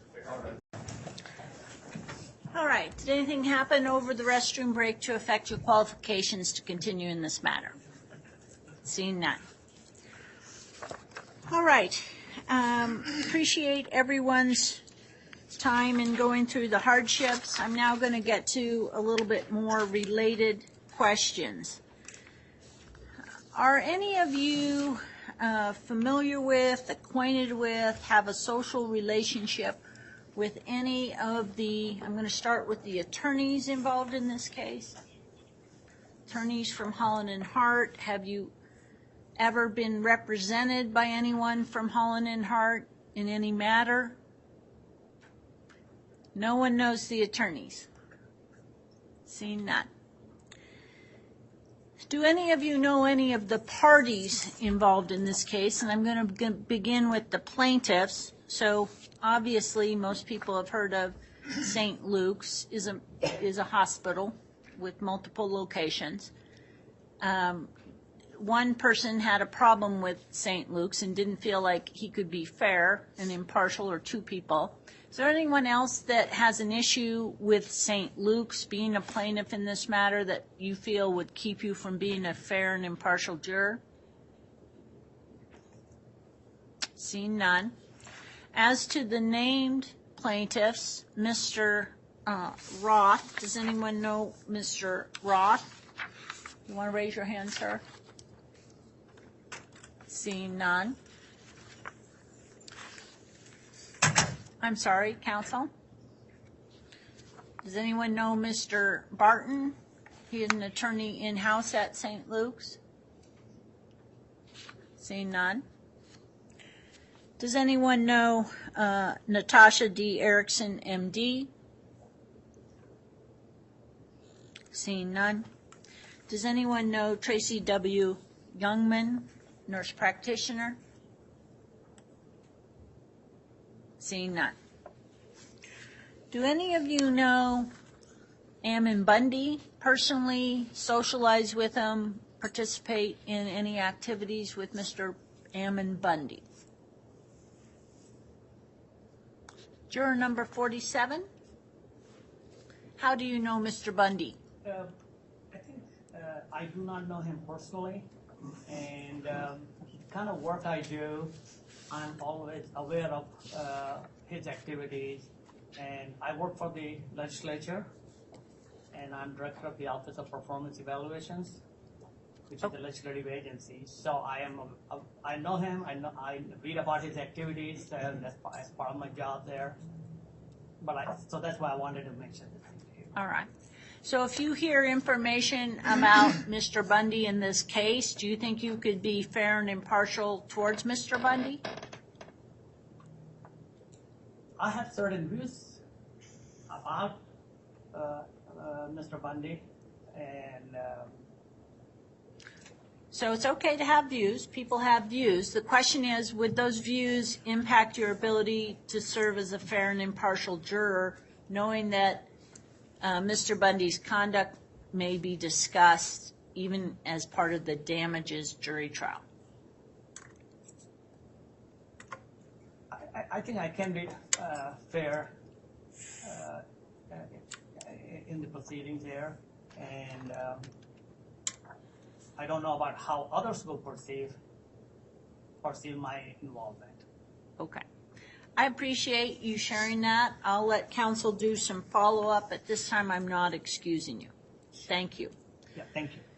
Anyone else who feels like they know or interact or feel like their knowledge of Mr. Bundy would impact their ability to be a fair and impartial juror?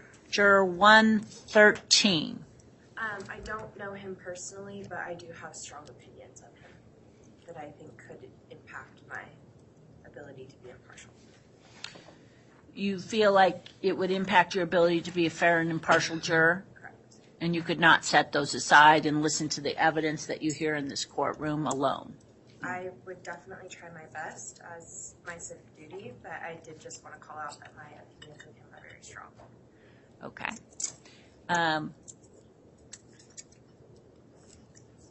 Counsel?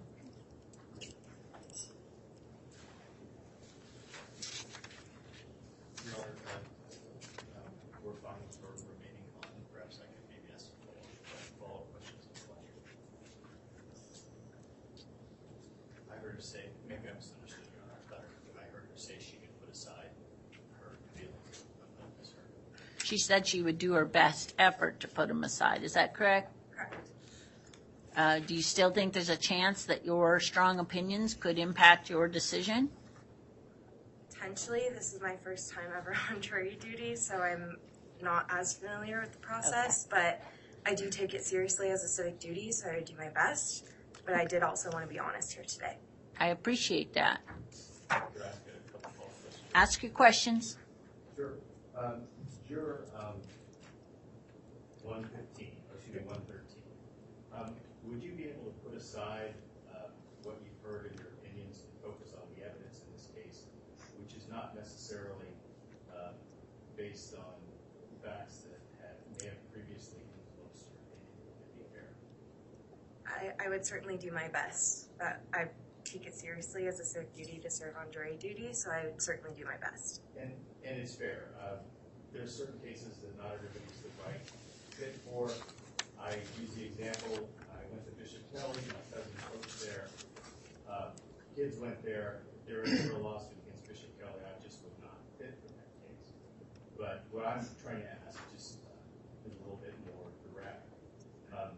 We're going to be addressing damages and facts that are established. Do you feel like you'd be able to look at those fairly without bias and I think I would be inclined to assume that Ammon Bundy was responsible for those damages. All right. I'll let you do further follow-up. Let me just ask one question. You understand that this case can only be decided on what you hear in the courtroom, not what you may have read or heard on news reports. It has to be solely based on the testimony and exhibits admitted in to the trial. That's what a juror has to base their decision on. Could you listen to the evidence and make that decision, or do you feel like you would err to be not favoring a certain party? I would try to listen to the evidence and drown out the rest of what I've heard outside of the courtroom. Okay. I'll allow counsel to do further follow-up. I'm not excusing you at this time, but thank you for bringing that to the court's attention. Juror 21. Yes, Your Honor. I don't personally know the defendant, but I don't think I would be able to be impartial. Kind of a similar situation. I don't want to impact other members of the jury. I'd be happy to tell you why, but I feel like if I said that out loud, it might impact people all right. adversely. So I appreciate that. So you know yourself best. Right. And you just feel it would be impossible for you to be There have been statements that he has made. Okay, you think those, you couldn't set them aside and you may not be a fair party for or against for or against him? Well, I would strongly go for St. Luke's. Okay. So, but you would also strongly go against another party. I mean, we need people who are going to be fair to all the parties, even if they're not present. You understand that? I believe in the system, and I believe everybody deserves a fair shake in the system, right? And so I wouldn't want someone like me on a jury. I appreciate that. Right? I hope you have the opportunity to serve on another jury. I am going to excuse you for cause. And your number again, sir? 21. 21. Thank you very much. Okay. Thank you. Check in with the jury commissioner. Okay, I'm going to start on this half of the room, and then I'll switch to this half. Anyone else on this half of the room that knows or has heard of Mr. Bundy and feels like that would impact their ability to be fair and impartial? Seeing none. On this half of the room, anyone else who feels like knowing Mr. Bundy would affect their ability to serve? Juror 101? Yes. I would probably be not fair to Mr. Bundy because Don't tell me why. Exactly. I don't want you to prejudice any other jurors. You just feel like you would not evaluate the evidence fairly on behalf of one of the parties? yes, And regardless of what the evidence showed, you'd still hold that position in your mind if you were deliberating? that would be correct. All right. So you just don't feel like you're impartial to everyone involved. Is that correct? I'm not trying to put words in your mouth. Well, I wouldn't be because of the way it's happened being black. Okay. Mr. Stidham. No objection. Juror number 101 is removed for cause. Thank you for your honesty Thank you, sir. and your willingness to serve. Please check in with the commissioner. Anyone else on this side? Seeing none. The next defendant is Ammon Bundy for governor, a political organization. People may have knowledge of Mr. Bundy's political organization when he ran for governor. Does anyone feel like that would prevent them from being able to be a fair and impartial juror in this case? Seeing none. Diego Rodriguez is an individual. Does anyone know Diego Rodriguez? Seeing none. Does anyone think that they have views that would be such about Mr. Rodriguez, even though they don't know him personally, that would cause them to be an unfair juror or not be able to be impartial? Seeing none. Freedom Man PAC, a registered political action committee. Does anyone have any involvement or knowledge of Freedom Man PAC? No knowledge of this PAC? Does anyone think the existence of this PAC as a defendant would impact their ability to be a fair and impartial juror? Seeing none. I think I missed Freedom Man Press, LLC, a limited liability company. Does anyone have any knowledge or interaction with that limited liability company? Seeing none. Does anyone have any knowledge of Freedom Man Press, LLC, such that it would impact their ability to serve as a juror? Seeing none. People's Rights Network, a political organization and unincorporated association. Does anyone have any knowledge of this organization? Seeing none. Has anyone donated or volunteered time to People's Rights Network? Seeing none.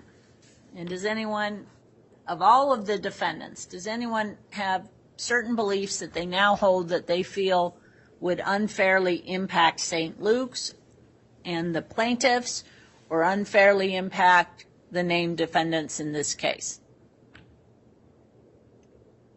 Seeing none.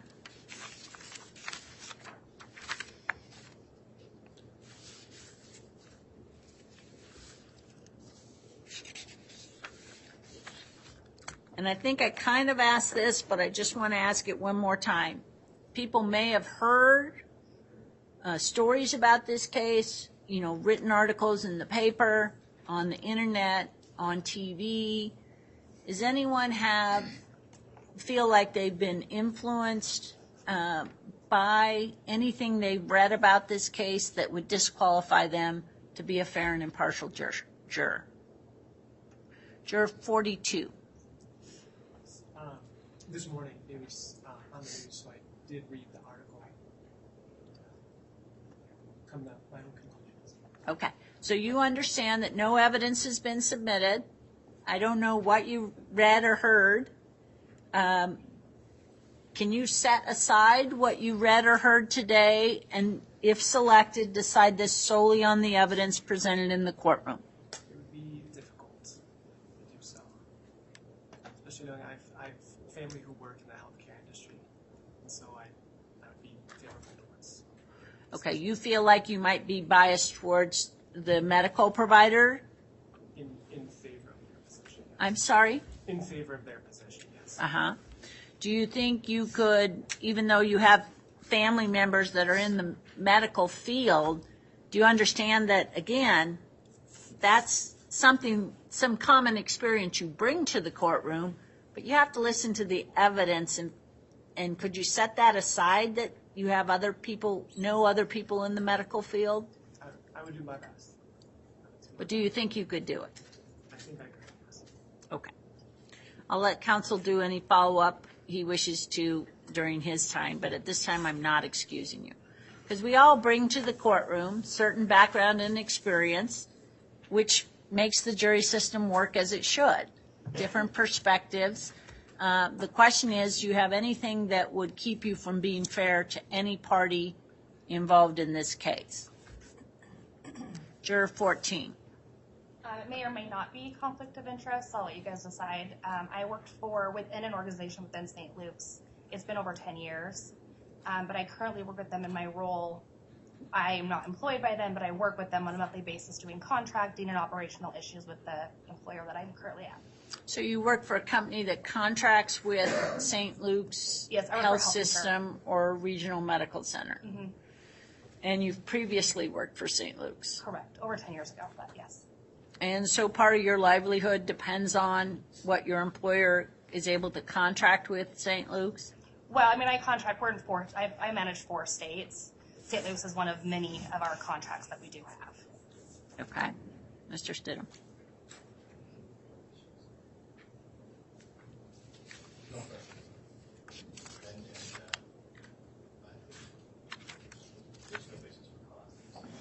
All right. Thank you for bringing that to our attention. I'll allow counsel follow-up. Okay. But you don't directly work for St. Luke's at this time? Correct. Thank you. Anyone else? Juror 76.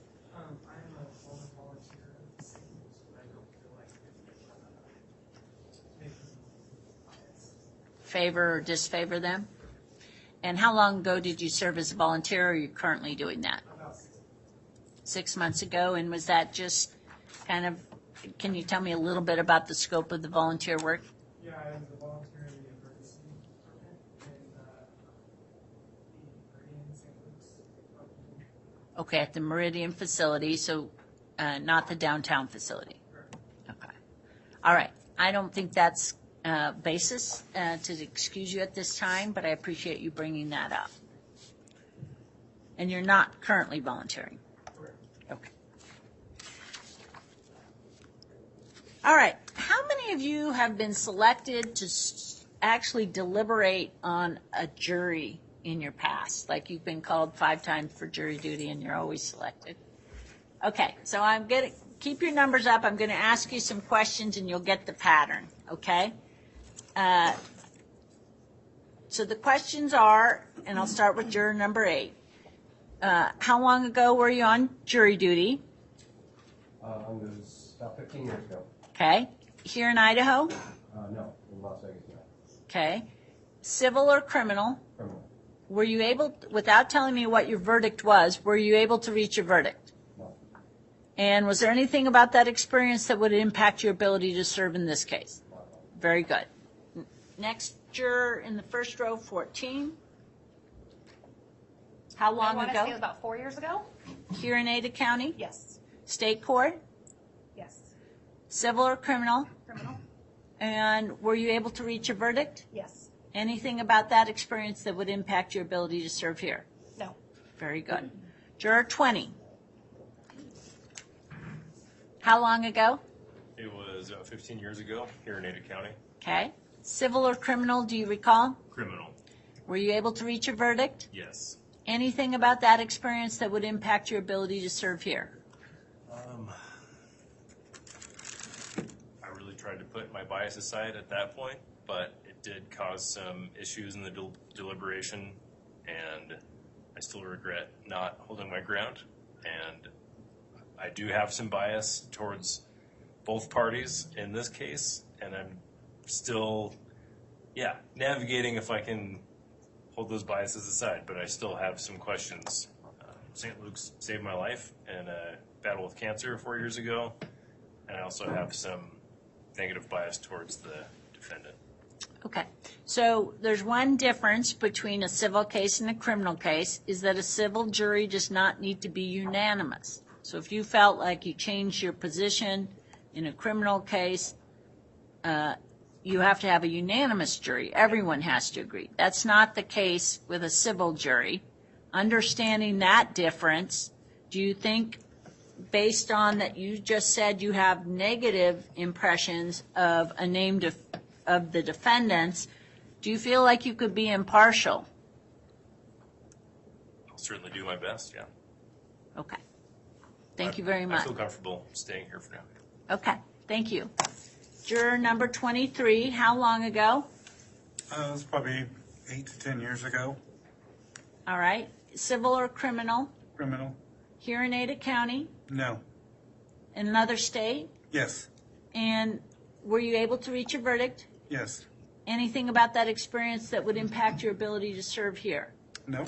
Thank you. Juror number 32, how long ago? 4 years ago. Ada County? Civil or criminal? Criminal. Were you able to reach a verdict? Yes. Anything about that experience that would impact your service? No. Thank you. Juror 33. 10 years ago, probably.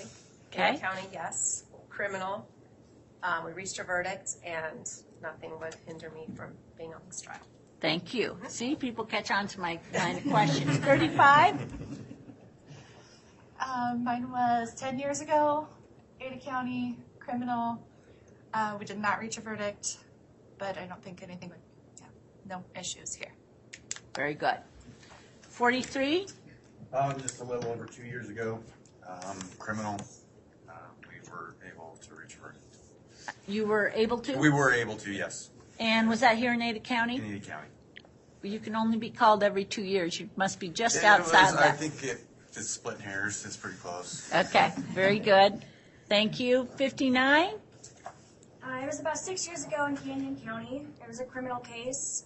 We reached a verdict, and I don't think anything would get you from being fair. Very good. Thank you. Yes. 78. 7 years ago, here in Ada County, reached verdict and Appreciate that. 91. It was 20 years ago, Orange County, California, criminal. We didn't get a verdict. And all fine. Okay. Appreciate that. 102. 7 years, civil, not unanimous, we reached verdict. Okay. Nothing about that experience that would impact you. Okay. 108. 20 years ago, another state, California, criminal, we did reach a verdict, and nothing about that would influence me. Very good. 121. Probably 12 years ago, we reached a verdict. It was a criminal, and I don't have any problem with it. And did you say it was here in Ada County? Ada County, yes. Very good. Did we miss anyone who has prior jury experience? Thank you. The other way you might have served is on a grand jury. Sometimes grand juries are convened. Did anyone serve on a grand jury? Seeing none.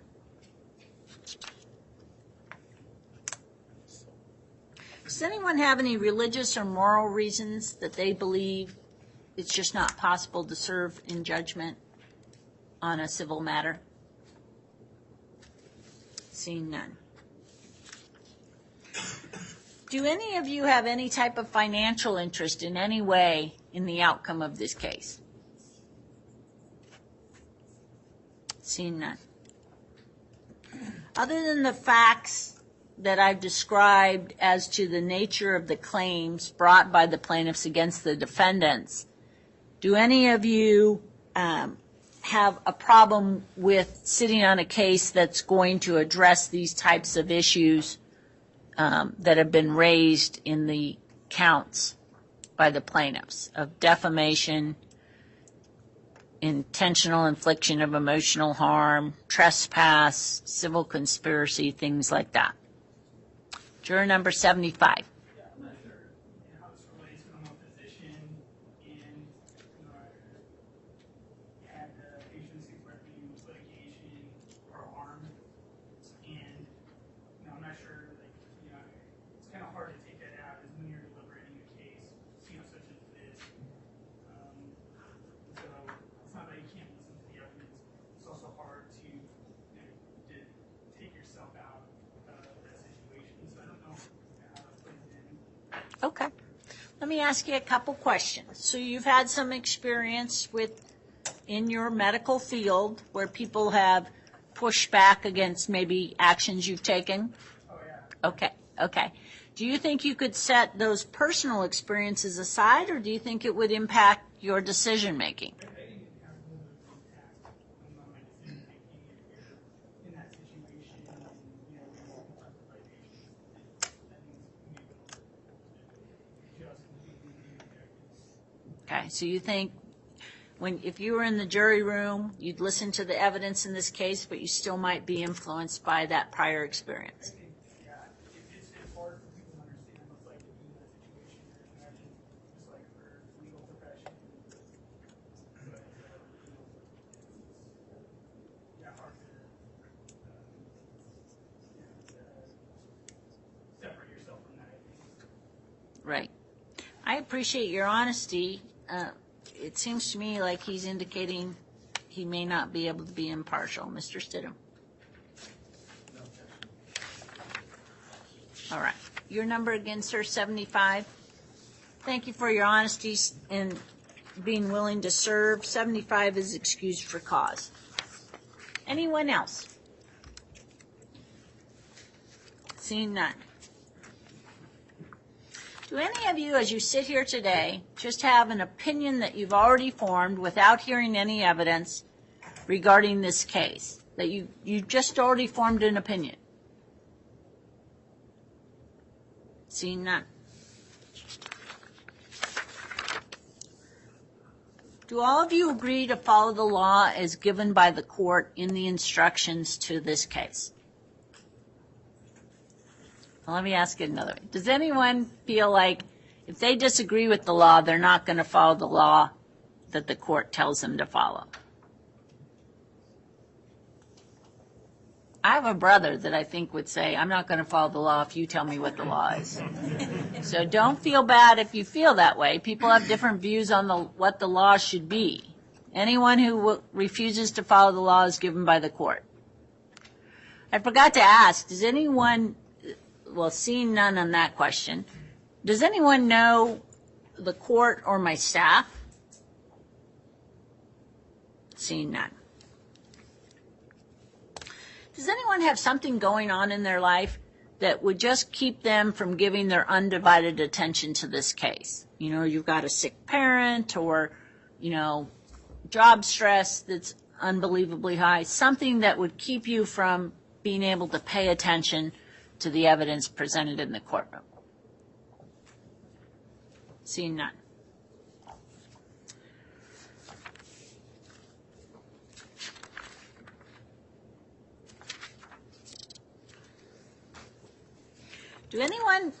Does anyone feel like the courts just aren't a fair place to have civil disputes decided? Seeing none. Does anyone just have a problem with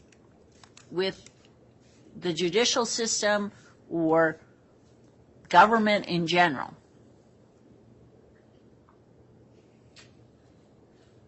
Thank you. Seeing none. Have any of you ever been a witness in a lawsuit, testified in court? 102, can you tell me the situation there? Yeah, as a friend of mine, I was suing a therapist for sexual assault. All right, so you were, you had a... She told me all about it, so I was called in. So you were called to testify what she had told you? Yes. Okay. Anything about that witness experience that would impact your ability to serve on this case? 20-some years ago, I can't remember it. 27 years ago? 20-some years ago. Okay. Thank you. Juror 108, you've been a witness? Yes, they were all business-related Okay. trials. And was there anything about those business-related trials that would affect your ability to serve in this case? Thank you. Anyone else? 47? Yes, Your Honor. More than 30 years ago, several times I testified as an expert witness in Kansas. As an expert witness? In Kansas, yes. And anything about that expert witness testimony that would impact your ability in this case? No. Okay. Thank you very much. Juror 119? Divorce court, I was a witness. Okay. So was it your divorce? Yes. Okay. And you had a trial? I beg your pardon? And you had a trial? Yes. And anything about that experience that would affect you in this case? No. Thank you. Anyone else? Has anyone worked for a business that's being sued by another party? So you work for an employer who's being sued in civil litigation? 24? Yeah, I work for a company that did get sued a few years ago for not paying overtime. Okay. And were you involved in the litigation preparation for that lawsuit? No, but I did receive financial back from whatever they did. Okay. So as a result of that litigation, you had a financial benefit that maybe you were compensated for overtime? Yes. So no negative feelings from that business? No. Okay. Thank you. 43? It was a small claims, like a filing a lien. Did you file it? Yes. Against a business? Against a contractor. And was there anything about how that was handled that would impact your ability in this case? No. Okay. Do you have any negative feelings about the court system after small claims court? No, I think it would be maybe better to not go to small claims court and to hire a lawyer, but that would be my experience. All right. Appreciate you sharing that. 108? Yes. Both corporate processes against employees and other organizations and vice versa. So That was the nature of the lawsuits? Nature of the lawsuit, yeah, that was the nature of the lawsuits. I was part of the preparatory. I did expert witness. I was the second chair of the attorney. Okay. Are you an attorney? No. Okay. But you assisted with the trial preparation and the attorney? Right. Okay. Anything about that business litigation that would impact your ability in this case? Thank you. Did I miss anyone?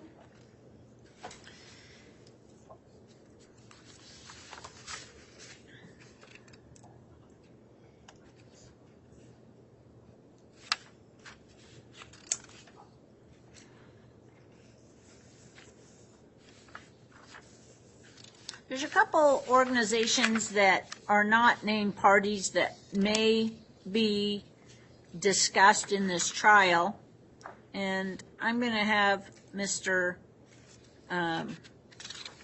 Stidham address those other parties in his voir dire if he cares to.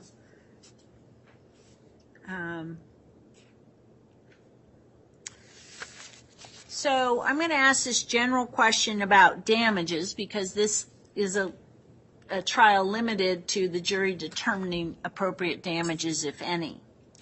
The law allows plaintiffs in a lawsuit to seek several different types of monetary compensation based on the specific claims in that case.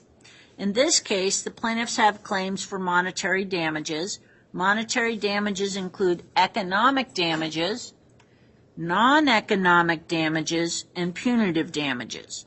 Economic damages are damages meant to compensate an individual or an entity for their calculable losses and expenses.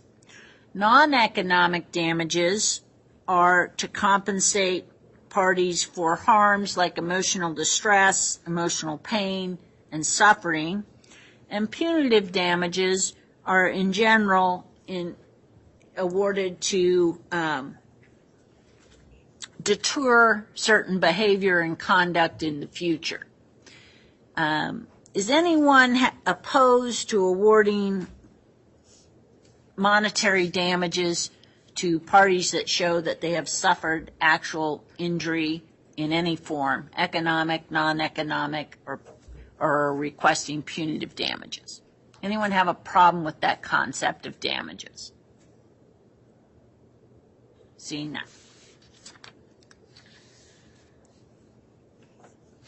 At this time, I'm going to have Mr. Stidham read off 5 names at a time of potential witnesses in this case. And we'll stop and say, does anyone know any of these 5? Mr. Stidham, do you have a list, or co-counsel have a list of potential witnesses you can read off? Yes, Your Honor, we can do that. The first would be Devin Burkhart. Another would be Spencer Bombi, Jess Lynn, Dr. Camille Dubois, Dennis Reinstein. Does anyone know any of those 5 potential witnesses? Did you say Jess or Jeff? Jess Lynn. Do you know that individual? No. And your number? 14, sorry. 14, thank you. Anyone else? Seeing none, next 5. Dave Jepson, Abby Avendondolo, Abby Avendondolo,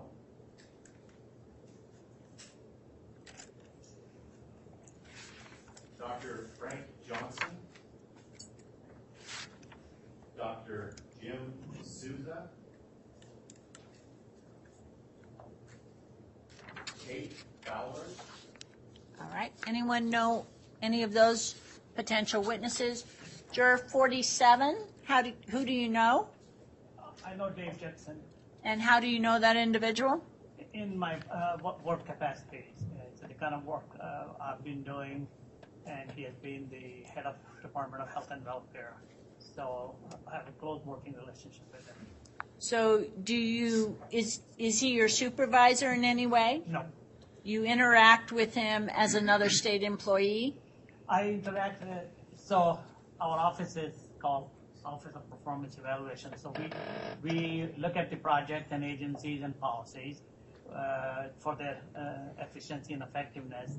And as part of that, we have been doing a lot of projects dealing with the Department of Health and Welfare. And him being the agency head, I have dealings with him.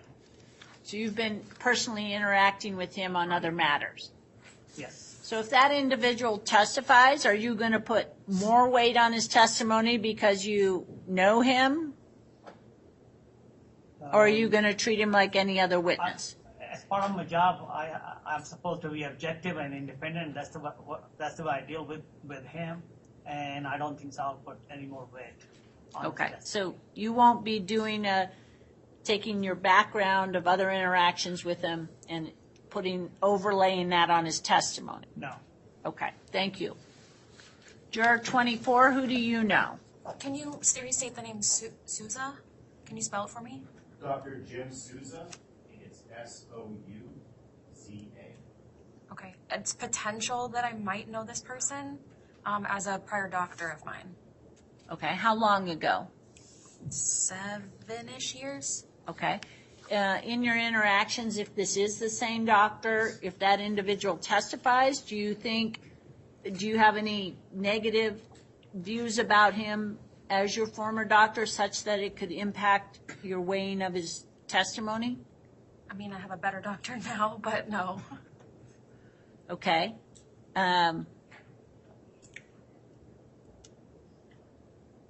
So you don't you don't, if he testifies, you'll weigh his testimony like any other witness? Yes, ma'am.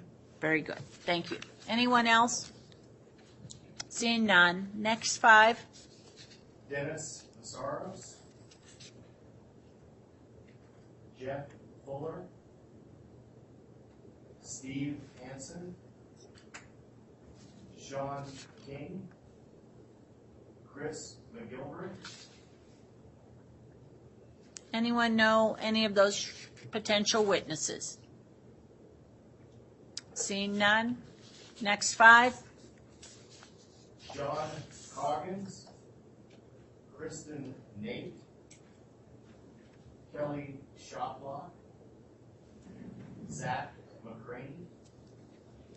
Anyone know any of those witnesses? Seeing none. Next 5.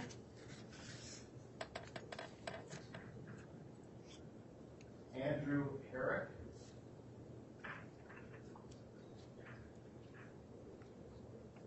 Marley Hoff,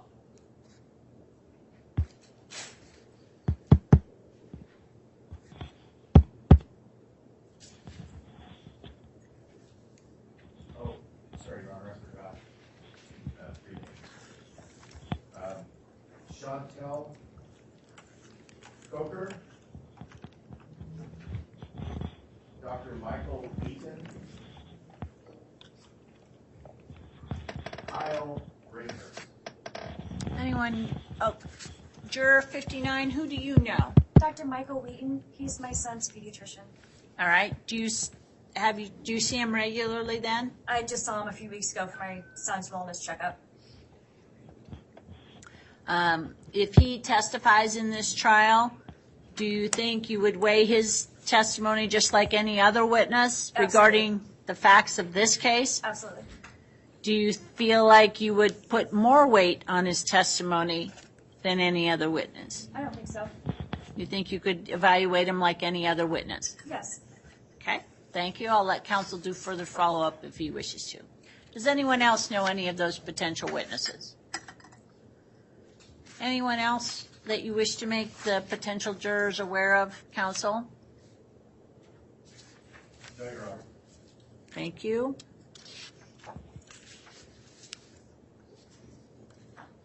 I kind of do a catch-all here before I let the attorney start answering questions. I've asked a lot of questions this morning about a lot of different topics, but I can't think of every possible question to ask, and you know in your own mind whether or not you would or would not be a fair juror. If there's something that would not make you appropriate to serve on this particular case, I'd like you to bring that to my attention at this time. Is there anyone that has some other reason that we haven't discussed that you feel would impact your ability to serve in this matter?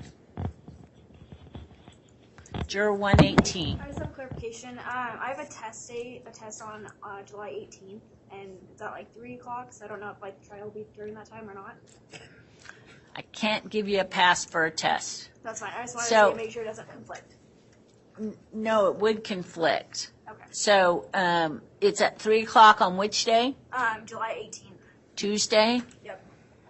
And I is can't this reschedule at it. Boise State or? No, I'm applying to dental school, so it's for my admissions and stuff. So Oh. it's, yeah. Counsel? Okay. It's like the MCAT kind of thing? Yeah. All right, and you're scheduled to take it on that day? All right, I'm going to excuse you for cause. 118 is excused. All right, I'm now going to, counsel, go back to juror 113. 113, we've talked a lot about being impartial and fair to both sides. So you've kind of listened to a lot more questions. I'm asking you, based on what you know and your opinions, and I understand you want to do your civic duty, but is this the case that you can be a fair and impartial juror on or not? I think my strong opinion of Ammon Bundy would interfere with my ability to be impartial. Okay, I appreciate that. I'm going to excuse 113 for cause. Any objection? No, Your Honor. Thank you very much for answering your summons. Juror 113 is excused. All right. Juror 25, I'm sorry if I missed your number. No problem. I don't know that this pertains. Could you speak just a little louder? Sure, sorry. I don't know that it pertains, but just in the interest of being fully disclosing, I did work for Ada County Property and Evidence in the past, and I know with other things I've dealt with property with some of the defendants, but I don't believe that it would pertain to the civil case. Okay, so you work for Ada County Sheriff's Office? I All did. right, but have you had any personal interactions with any of the parties in this case? No. Well, Okay. I mean, St. Thank Luke's, but only in a normal setting. In your just in the attending the ER and such. But no. I didn't catch that last part. Nothing. No, nothing personal. Okay, nothing related to the facts of this case. No. All right. Thank you for bringing that to our attention. I'll let counsel inquire further if he wishes to. Anyone else? All right, Mr. Stidham, it's your opportunity for your voir dire. And Your Honor, I should say I left 3 names off the list, so I'll just state those again in case anyone knows them. Does anyone know Jeff Erickson, Beth Cole, Dr. Rachel Thomas? Okay, counsel, I apologize for interrupting. I'm wondering if we can get you microphones closer. The overflow room is having difficulty hearing, and the deputy in the back has a microphone for people to answer.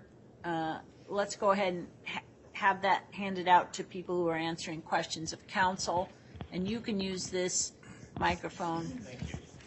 And that should resolve the problem. Thank you, Deputy.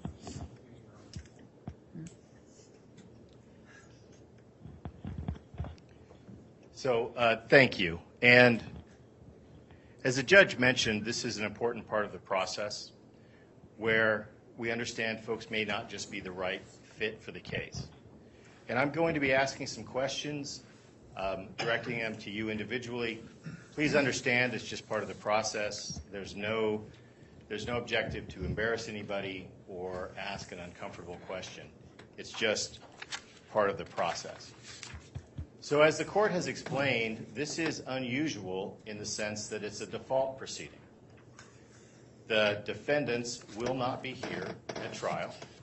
You're going to be asked, you're going to be deciding whether and in what amount damages are to be awarded based on the fact that liability or their responsibility for violating the causes of action that we alleged is set in stone. So the question I have is, given this unusual circumstance, does anybody think it'll be difficult to be fair and not be concerned, to be fair to St. Luke's, and not be concerned about the fact that the defendants are not present? If you feel that way, please raise your card. 16. 16. And 16, could I ask you what your thought is there?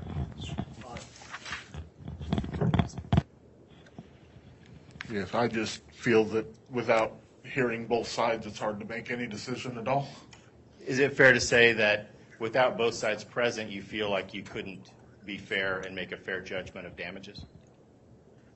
Yes, without hearing the other side, I don't think I could make any decision at all.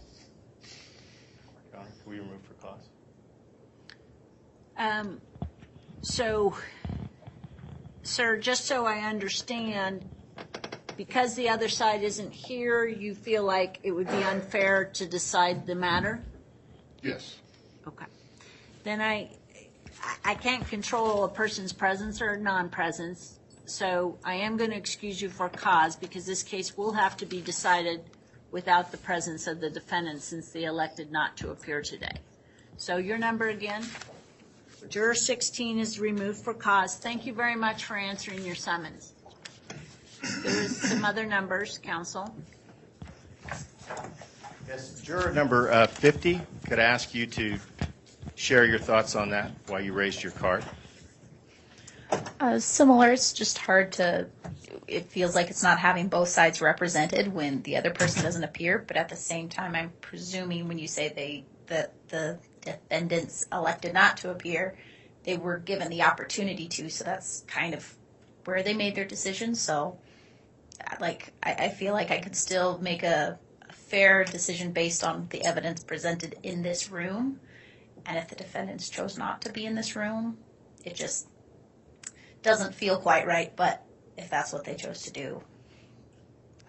And let me ask you this. You understand, and I think the judge has shared that the defendants had a year or so in which they could decide whether to participate. In fact, they were given an opportunity to participate as late as today. Given that's the circumstances, do you feel like it's fair for a party to just opt out of litigation and not appear? I mean, it's if they should have that choice. Okay. Yeah. And is it fair to say if they decide to opt out of the litigation, they should still be held accountable for anything they did wrong? Yes, because they had the opportunity to. And there was another card. Thank you very much for your answer. Thank you for being open about that. Juror number 47. Yes, sir. Similar issues I have is that one side is not being presented or represented here. So I'm curious to know is that the defendant is not here, but would they have their attorneys here making the case, or we will be just hearing case from the plaintiff side? So the plaintiffs can present their evidence. If it's relevant, the court would allow that evidence to be presented. The defendants had an opportunity to be present, and if they wish to be represented by counsel, they could have been represented by counsel who could have fully participated in jury selection, opening statements, cross-examination, and closing argument. Does that answer your question? Yes, Your Honor, and I think I'll be fine. Thank you.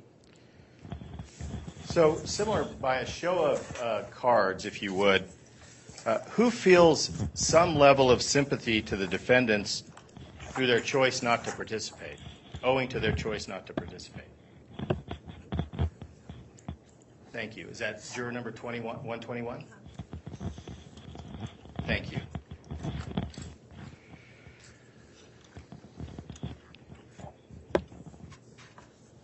Let me just phrase it another way, because this is an important concept in this trial, given its unusual nature. Who feels even a little bit that it's not fair to the defendants, even understanding that they had an opportunity to show up even as late as today? Show of hands on that. 14? Thank you.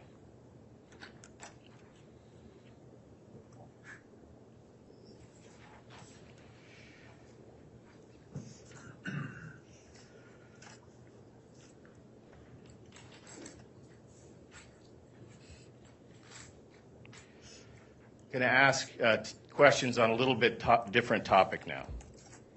And again, help me with a show of hands if you could. Again, this case will involve evidence, and there will be some established facts relating to choices that were made by the Idaho Department of Health and Welfare relating to putting a child into protective care. And you'll hear evidence that that child, once in protective care with the Department of Health and Welfare, was at St. Luke's receiving medical care. Who disagrees with the notion that there is a mandatory reporting requirement that relates to that? And by that I mean a requirement that if a doctor or really anyone is aware of instances that might involve abuse of a child, including medical neglect of a child, that we shouldn't have that law that requires them to report those concerns. Show of hands as to anybody who believes we shouldn't have a law that there's a mandatory requirement to report those concerns.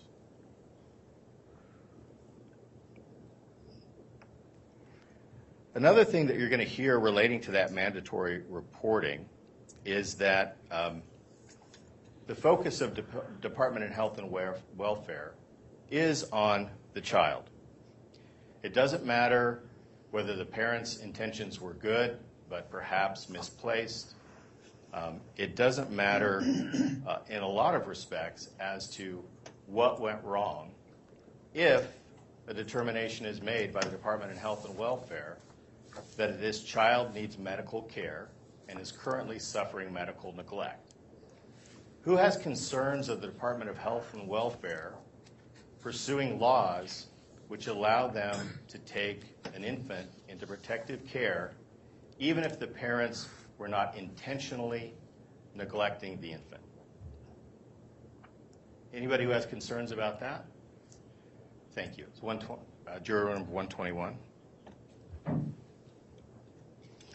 So I'm going to flip that question just a little bit.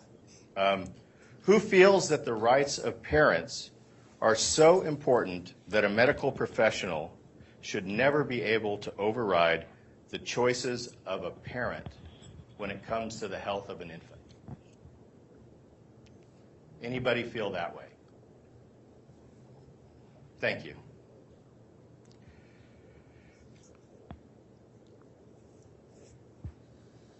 By a show of hands,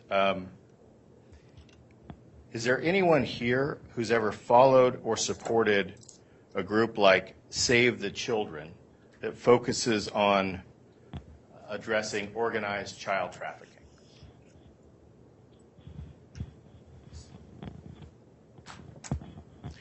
And you'll hear evidence and through the established facts of the complaint that this case centers on a serious medical condition relating to a 10-month-old child who was facing potentially deadly malnutrition, and that the parents were not following medical guidance relating to resolving that condition.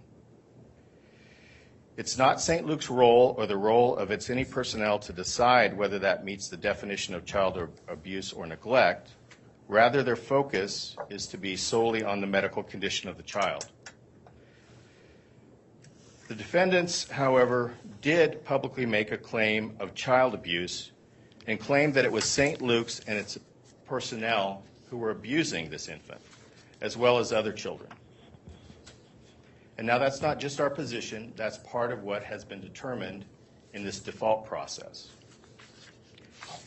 And my question, however, is, just based on those assertions and kind of what they're about, I just want to ask you a few questions about a difficult subject, and that's medical abuse, medical neglect, or child abuse.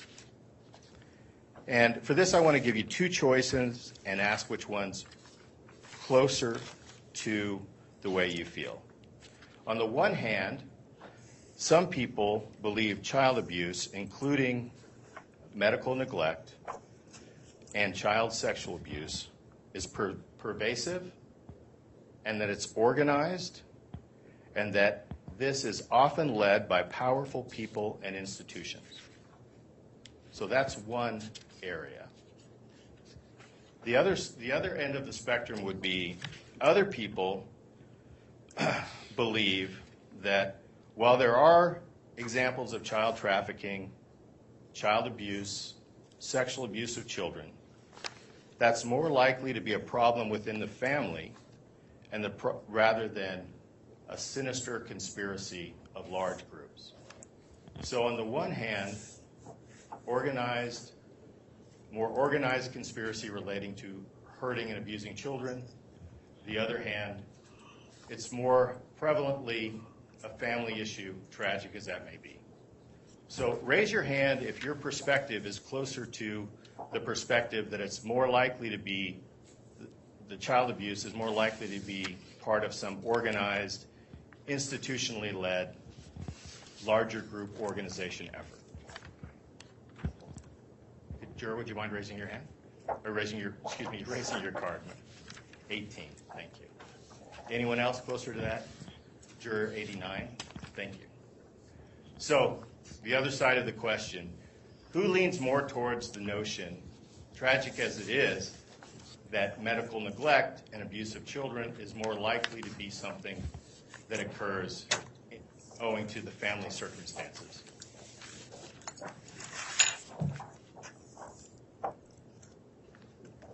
Thanks. Would you mind just holding those cards up a little bit longer?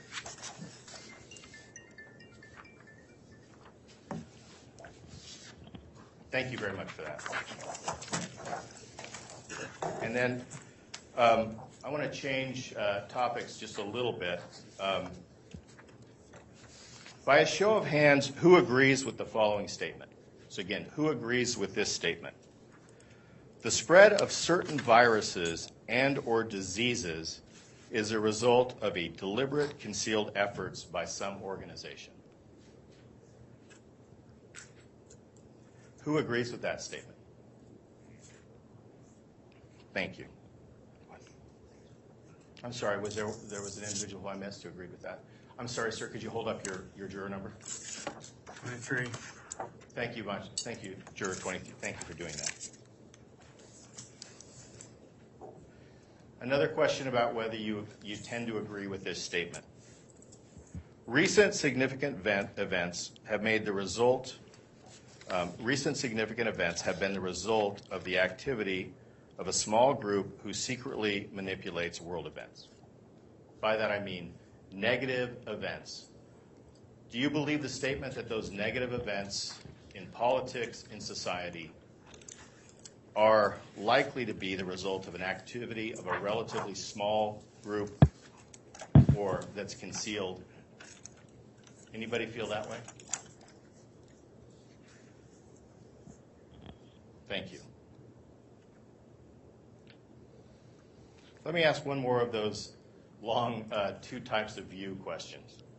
On the one side, some people believe that there's not enough attention given to actual hidden conspiracies that influence events. On the other hand, there's some people that feel, while there are sometimes genuine conspiracies, far too much attention is given to this notion that there are hidden powerful forces controlling most events. So who feels closer to the statement, again, that some people believe that there's not enough attention given to finding the actual hidden conspiracies that influence events? Would you show your card if you feel that way? Thanks. Please hold them up well so we can make sure we're able to identify those numbers.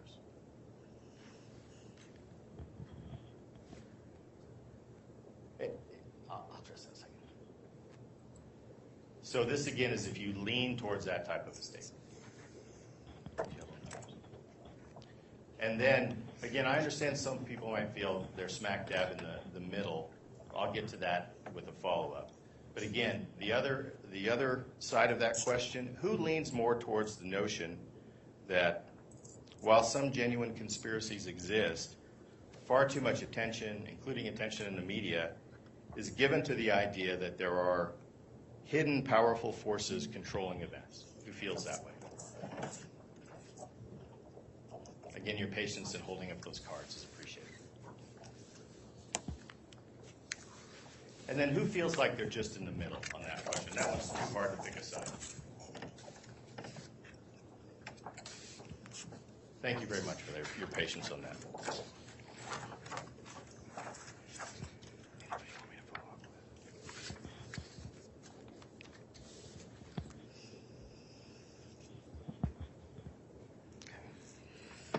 And Juror 11, and I apologize for picking on you, but just want to make sure we get a sense and give you an opportunity to share your perspective on some things. Do you feel ever so slightly that you might be the kind of person who would favor an individual over a large institution in this type of case? No. I think it'd be pretty hard to choose like one side or the other without hearing what's going on. Fair enough. And again, that question focused partly on individuals versus institutions. Can you share your perspective on, do Do you have any predetermined ideas when there's a dispute between an individual and an institution?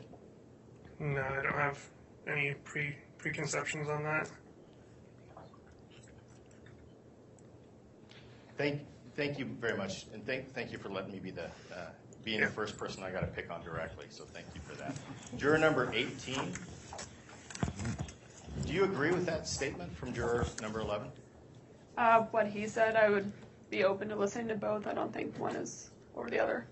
And so no just predetermined or predetermined idea when you hear, before you know the facts, that there's an individual and an institution. Yeah, no, I'd want to hear the facts of everything. Thank you. Yeah. Thank you very much, Juror 18. Any other questions for 23? Thanks.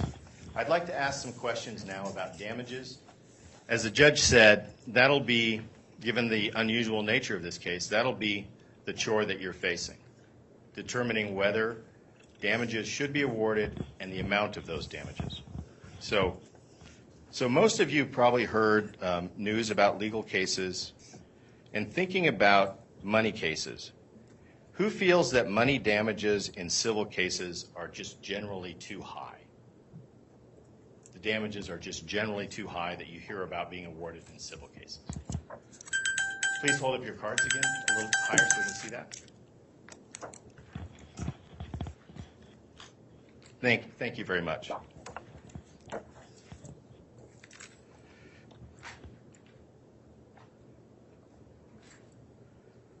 So in this case, you're going to be focused, again, just on the issue of damages, and you'll have a task of pulling out of the evidence and determining the value of the losses experienced by my clients.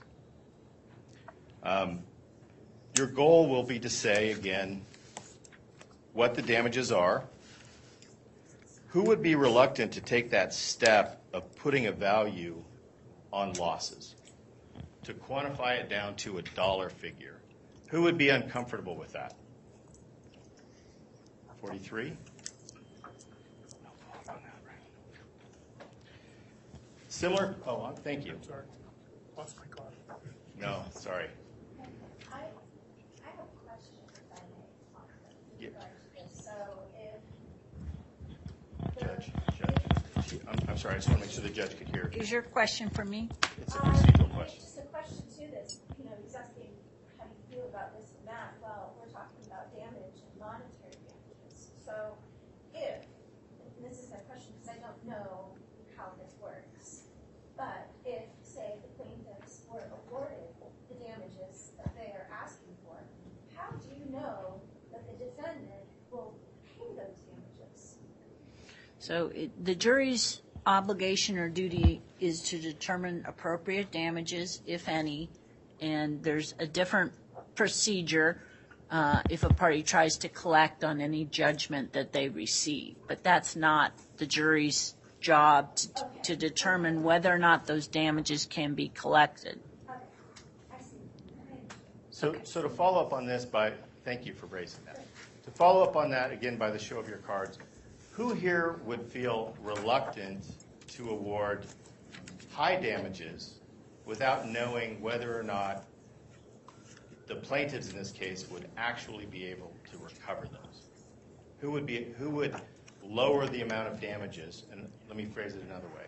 Who would feel like they wanted to lower the amount of damages awarded out of concern that the defendants may not have sufficient funds to pay the damages?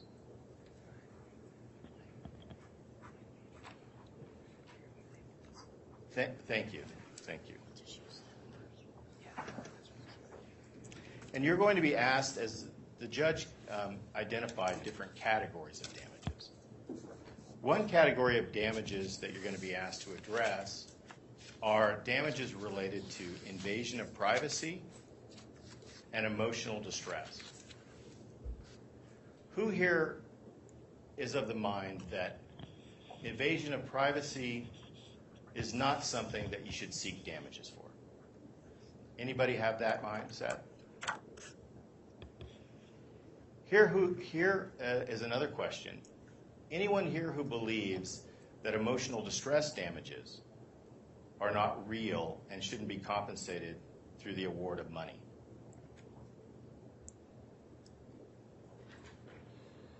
Thank you.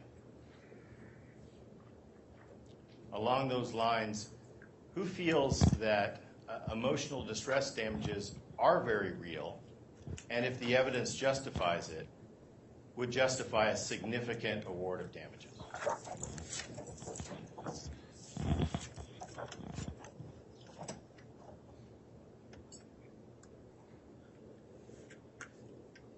Thank you. Related question to that, the judge touched on punitive damages. That will be a part of the jury's consideration here. And punitive damages serve functions other than compensating the plaintiffs. They serve functions of punishing the other side for malicious or offensive activity, and they also serve the function of deterring defendants and others from engaging in this same type of activity. Who here is comfortable with the notion of punitive damages?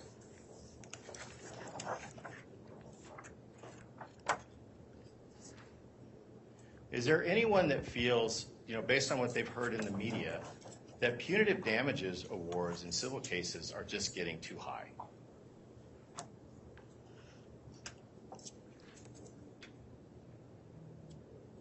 Thank you.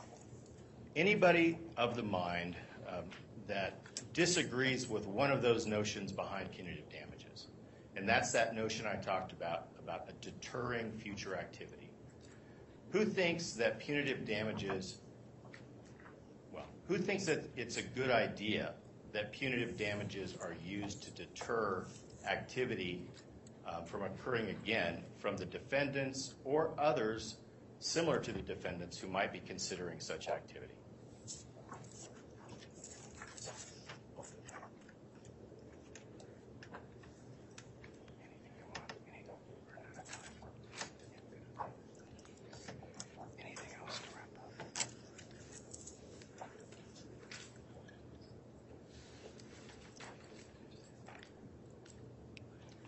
Finally, like the judge, I do have just one catch-all question because I know I've missed some topics that people might be thinking are relevant here.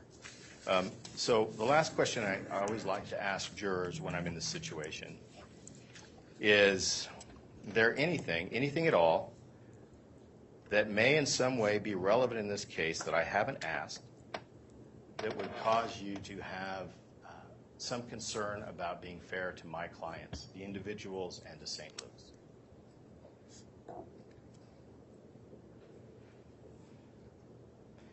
Is there anything anyone thinks that's relevant to these discussions we've been having and their ability to serve properly as a juror in this case that they would like to raise?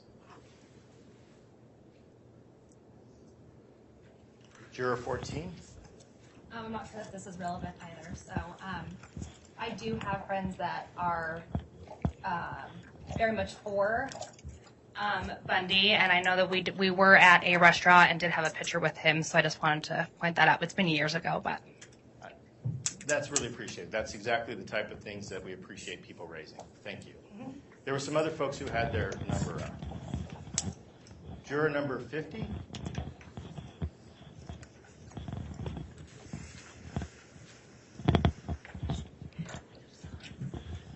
I don't know if it's relevant or not either. I've just been working in the foster community for 8 years, so I interact with caseworkers and licensing workers and sort of CPS in an offhanded professional capacity a fair bit. So just want to make sure that was known. If I could just follow up, do you have a generally positive attitude towards the foster system? It's mixed. There's good things and there's bad things. Fair enough. Yeah. And what about one of those questions I'd asked before about when Department of Health and Welfare makes a decision to take an infant into protective care? Do you have any negative feelings regarding that? Not particular. It's always case by case. Fair enough. Juror number 47. Thank you very much, Juror. Number 50. He went to 67.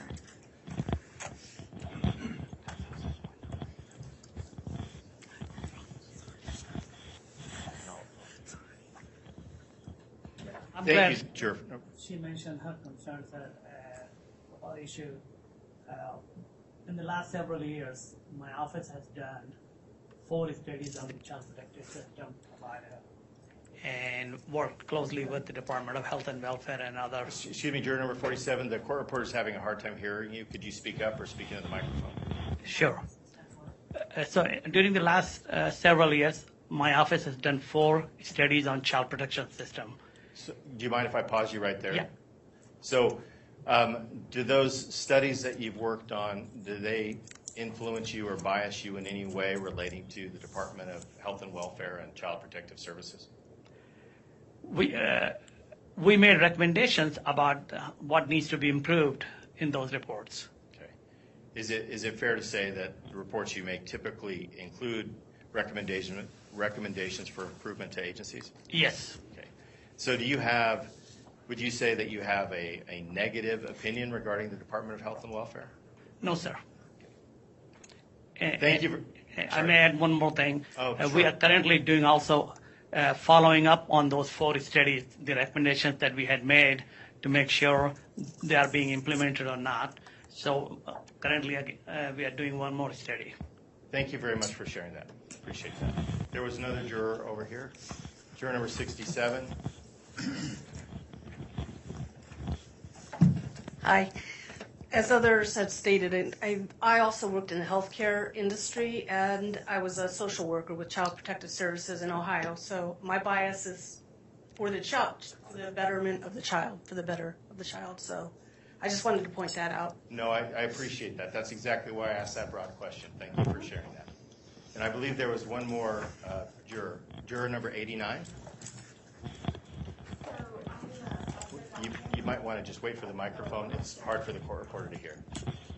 I don't know if this applies or not, but I'm a foster parent, so we adopted 3 kids out of foster care. It was in a different state, but definitely have some strong opinions about how things went down with the state and our situation. Do you have any opinion regarding the foster care system or the Department of Health and Welfare as it relates to Child Protective Services here in this state? I haven't experienced it specifically in this state, but definitely a concern on the side of parents for situations. I appreciate it very much. Thank you for that.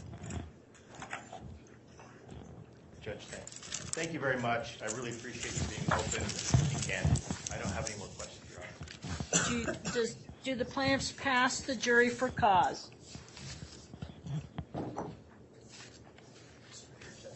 That's all right. Do you pass on the jury for cause? Yes, Your Honor. Plaintiffs pass for cause. At this time, ladies and gentlemen, I know we're at the lunch hour, but it's the time for counsel to exercise their silent or peremptory strikes. I'm going to ask if you can just hang tight while they exercise those strikes. It will take a few more minutes, and then we will identify the jurors selected to serve.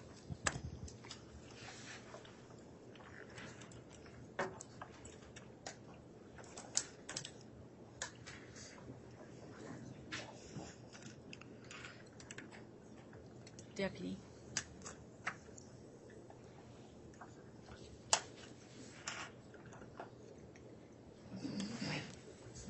Wait, Deputy, can you go ahead and take that microphone? Can you grab that microphone on your table?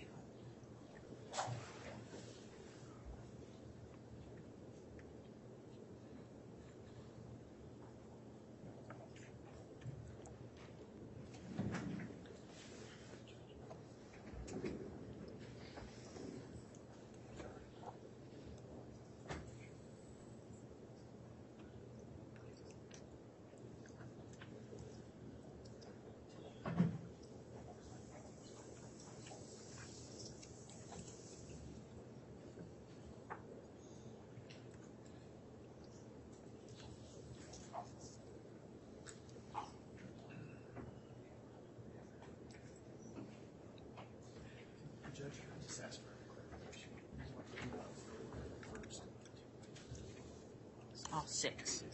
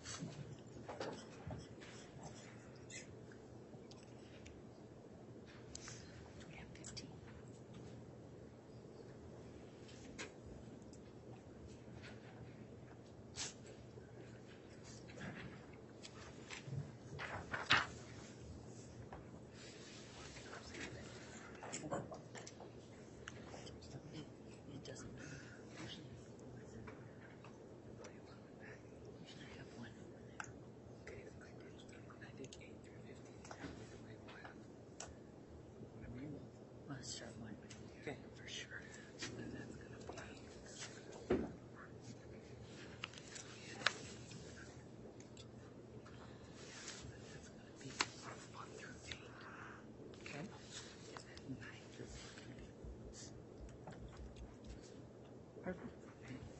Thank you.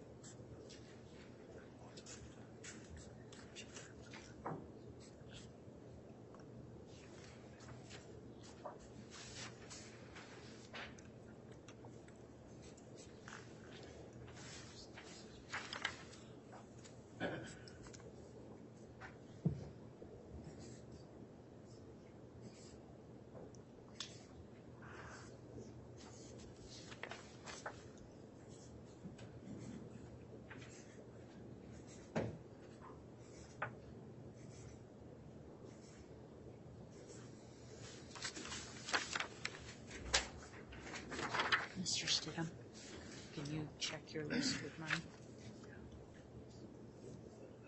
Do you want me to write them down?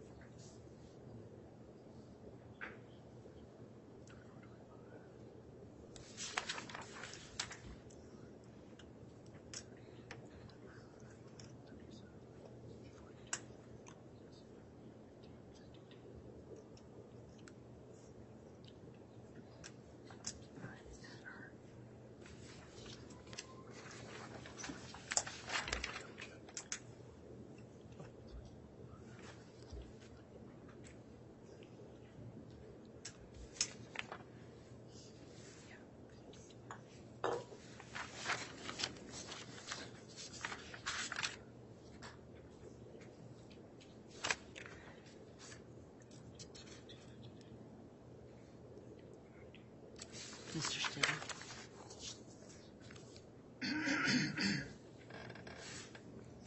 Enter 52. What'd you say? Enter 52. 55. Yeah.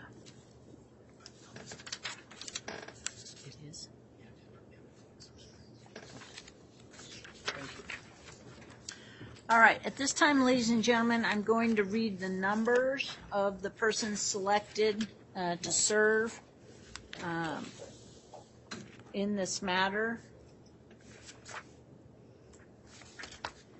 And if that juror would come up, the first juror, and be seated in the back row closest to the back door, I would appreciate it. And then the other jurors will be 1 through 8 in the back and 9 through 15 in the second row of the jury box. Juror number 11.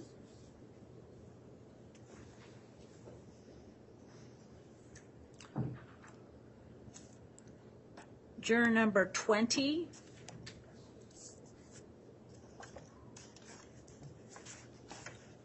Juror 24.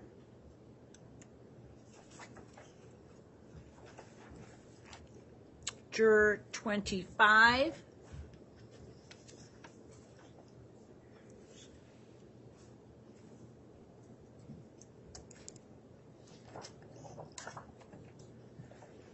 Juror 28.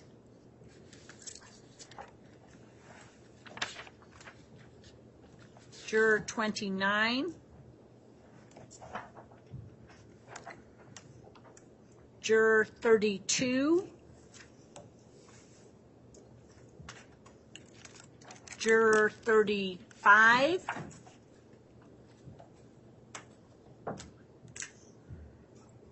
Juror 37. Juror 37.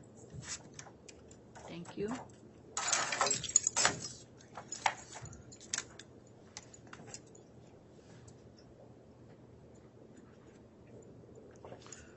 Juror 42.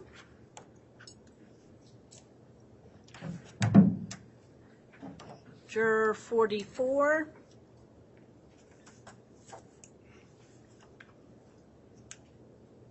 Juror 47.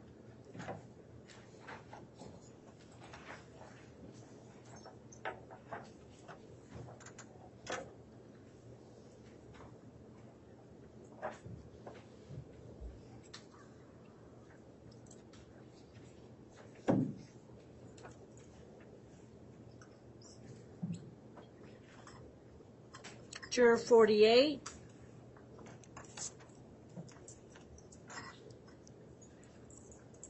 Juror 50.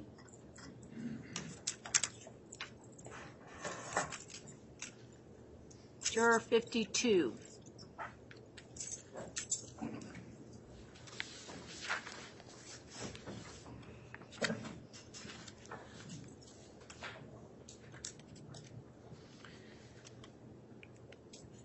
Is this jury acceptable and selected in accordance with state law and your strikes, Mr. Stidham? It is, Your Honor. Thank you.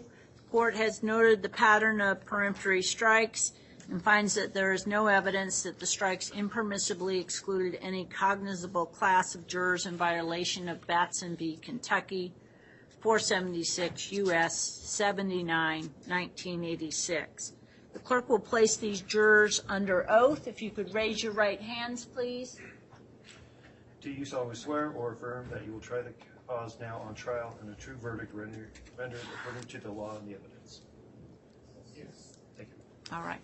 At this time, I'm going to have these jurors stay. I'm going to excuse the balance of the jurors with the thanks of the court as well as the parties involved in this litigation. I appreciate your willingness to serve. You are excused. Please check in with the jury commissioner.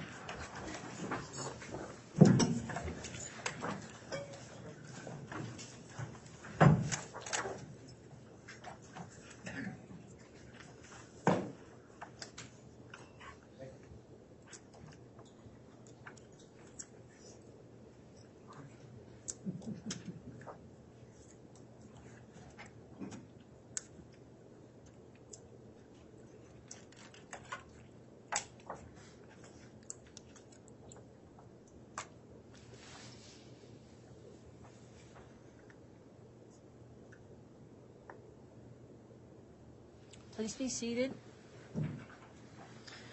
Ladies and gentlemen of the jury, we're going to end today at this time, and then I'm going to have you come back tomorrow morning. We'll start at 8:30. We are going to proceed in this courtroom for the remainder of the trial, and the bailiff will show you the jury room and tell you how you report tomorrow morning. Today I'm going to give you one admonition. I'll read instructions to you Tuesday morning, but today I'm going to tell you that over this evening recess, you cannot do any research about this case. You cannot discuss the case with anyone. You can inform both your family and your employer that you've been selected to serve on a civil matter. You should not say what the civil jury trial is about. You should indicate to your employer the anticipated length would be not beyond, my hope is not beyond the 28th of July. But you can't allow yourself to be approached about this case. You can't do any research. If anyone contacts you inappropriately, you need to advise the bailiff of that and not discuss it with the other jurors. If in any way you feel like we need additional security members, measures, moving you in and out of the courtroom, we'd be happy to arrange that. Even though this matter has been streamed in the courtroom, we do not show the jurors on any streaming, nor can jurors be photographed in any way while serving on the jury. Whether or not after the trial you decide to talk to anyone is entirely your choice, but during the trial you cannot talk to anyone about this trial. So do not allow yourself to be approached. Do not do anything over the evening recess that could affect your qualifications. Every day I will ask you, did anything happen over the recess to affect your qualifications? So get some good rest. We'll start tomorrow morning at 8:30. At this time you'll step down with the bailiff. He can answer some more logistical type questions. Do you have any questions for the court before I dismiss you today? Seeing none, I'll see you tomorrow morning at 8:30. Thank you.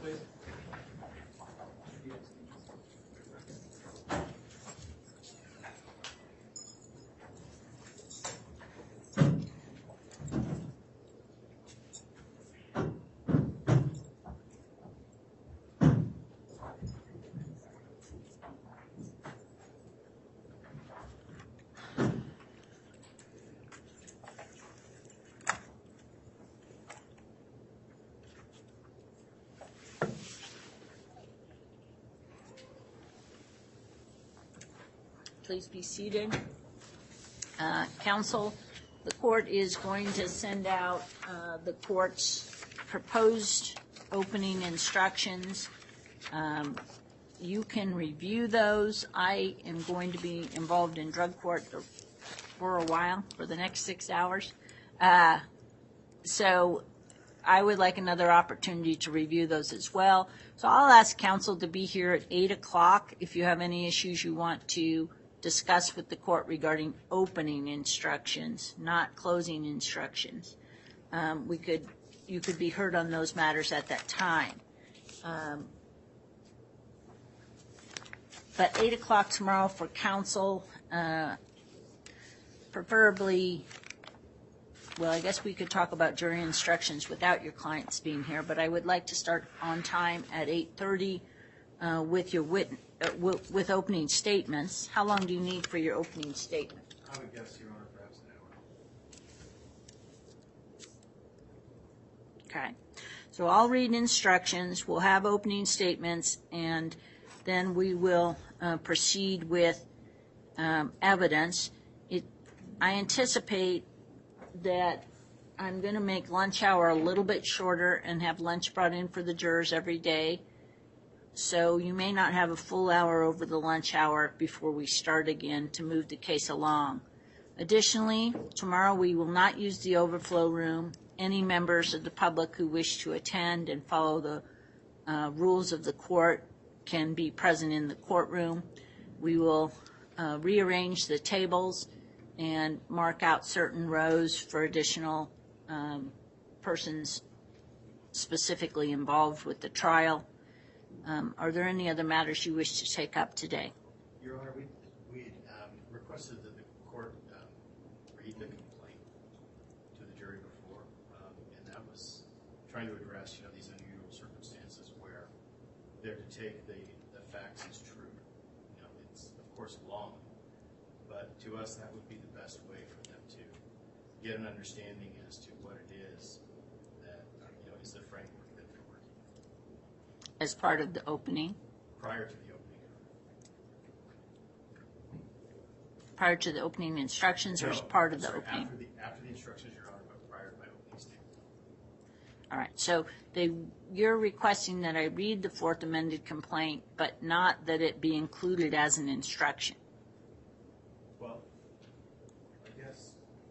Yeah, I'm trying to remember which one it was, but we do have a proposed instruction, Your Honor, related to that, so it would be read in conjunction with that. But it's long, and I wanted to make sure that you understood what we're asking. I understand what you're asking, and I'll give that more consideration this evening. I'm not sure if it's best if the court reads it or if someone else reads it. We're happy to provide it. because I think it's a form of evidence versus the jury instruction is my initial thought, but I'll ponder on that. And then it will also have to be redacted, consistent with the dismissal of count, I believe it's count 6. And then the final thing is any references to the child, if can be no more than the infant and or CA is how we're going to. I'm sorry, what's the same? CA, Understand. but the full name will not be used in the court record. If there's not anything else, the court will be in recess on this matter. Thank you very much. Thank you, Your Honor.